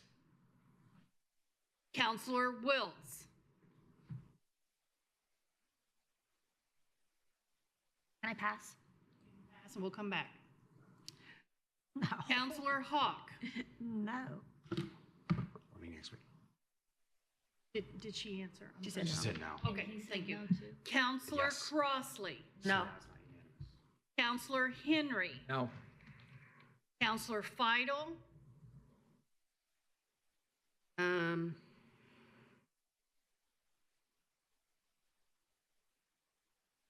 So we're approving. You're approving the purchase. No. Counselor Wiltz. Can you tell me the count? Pardon? Count right now. It is 4 noes, 1 yes. Not gonna pass, so no. No. Motion fails 1 to 5 with a second reading required. Hope you're happy. 'Cause Okay. we are. All right. What I wanted. So thank you all for that. And this comes back again for a second reading Yeah, are you on so the happy with 26th Yes. of May. Let's have a long. Okay, so I'm going to jump back into the agenda because that was a lot. All right, so presentations, discussions, boards and commissions. As we wrap up tonight, council, please. Councilor Henry had some scheduling conflicts with emergency management and the MPO meetings, and he also would need to step down. So is there anybody that? Can I ask that the audience please be quiet? I cannot hear Counselor Crossley. Thank you. Is there anybody that would like to take Councilmember Henry's appointments? When are the meeting dates and times? The Madam President, if I may. Yeah. Emergency EMAC is, I think Commissioner Madeira probably could answer faster than I could. I think it's like the third Tuesday of the month at 10 Well, a.m. it matters when they are. Yeah, If I'm going to decide. Well, yeah, I understand. I didn't prepare that. And then the MPO meets every other month, or is it quarterly? I think it's quarterly. Councilor Wiltz was on it before. I mean, I can look it up while we're waiting. I mean, we do have a little time before the next meetings of these bodies to discuss it at the next meeting. Do they meet monthly? EMAC is not monthly. Say that again. It's not. Neither one of them are monthly. Oh, then But can let we me wait till next let time? me get the date and times here. Okay. Wait till But- next but time? Madam President, I think if we could wait till next time to That's- decide those, okay. they're not meeting between Okay. now and then. So, And I can always ask for a proxy to attend until we okay. figure it out. So ideally what will happen next is if anybody wants to take it, we got 2 more weeks to figure it out. Sounds great. All right. Next up, update on legal counsel. I ain't got it. So we're just gonna move on with that one. The review of our COLA numbers. Michelle, is that something you want to do now, or should we? I can just do it really quick. It won't take that long. Okay.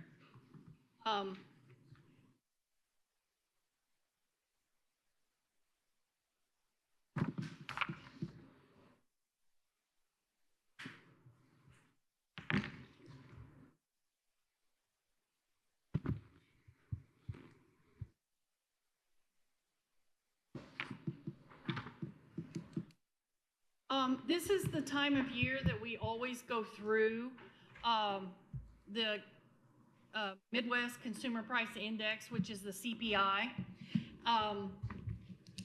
We always use the December of the prior year, so this 2026. So we always use the December 2025 CPI. And for 2025, it is 2.7%. I went through, did a breakdown, did all the calculations. A flat rate of the 2.7% COLA would be 90 cents on the hour. So that's where you stand with that information. This history, as it was in the packet for your review, it shows what you've done. I can go back farther, but this particular spreadsheet takes you back to 2021 with all the history. So I just wanted to let you guys know this is where you're at. Councilor Crossley has yet to do the 2027 budget president letter. I know that there was a push for last year to do the 3% COLA,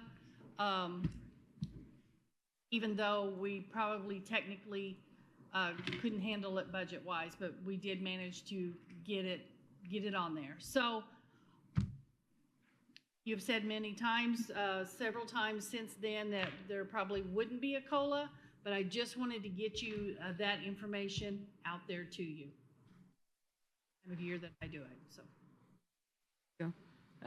Yep, Councilor Henry and then Iverson. Thank you, Madam President. Councilor Iverson, in your various hats you wear around here, did this come up at FSG in your long-term finance? It did not. It did not come. We talked about this a little bit, but it's in the sustainability report that we are going to have them come and present sometime next month. In June, yes. Yeah, in June. So I don't have it in front of me, but there was a recommendation in that sustainability report, and it was 2%. It was a 2%. Okay, and we're showing a 2.7 is what CPI is. Yes. So there's your answer. Thank you, appreciate it. Let's see, I did get confirmation. He is coming to the June 23rd meeting. So we'll have an update with the sustainability to the entire council at that meeting, so. Councilor Iverson? I was going to raise the same exact topic, so it's been addressed. Anybody else? Seeing none. Yeah, don't have the letter for, as Michelle said, lots of things have come about that has pushed that back for me, and I will have that for my colleagues at the 26th meeting. All right, next up, we will move on to council liaison updates and comments before we adjourn. So I will look down to my left here and start with Ms. Vital. So I attended the last Fair Board meeting, and I want to remind folks this month and next month that the fair coming up is June 27th through July 5th of this year. So it's a Saturday through the following Sunday. If you want vendor space, you can email mcfcommercialbooths@gmail.com. So it's MCF, Monroe County Fair, commercial booths, BOOTHS, @gmail.com if you want fair. And then I was involved in an airport master plan meeting. I don't have my thoughts collected on, so I'll talk about that next time. Councilor Wiltz? Councilor Iverson? No comments. Councilor Henry? Not this evening. Thank you, Madam President. All right. Well, yeah, that was interesting. Okay, so I don't have anything either. End of the school year is upon us for MCCSC and I'm sure RBB, but I am a mom of MCCSC folks, so hats off to those that made it another year. Again, I just want to say thank you to public comment that stuck around and gave comment. So with that being said, we are adjourned. Thank you.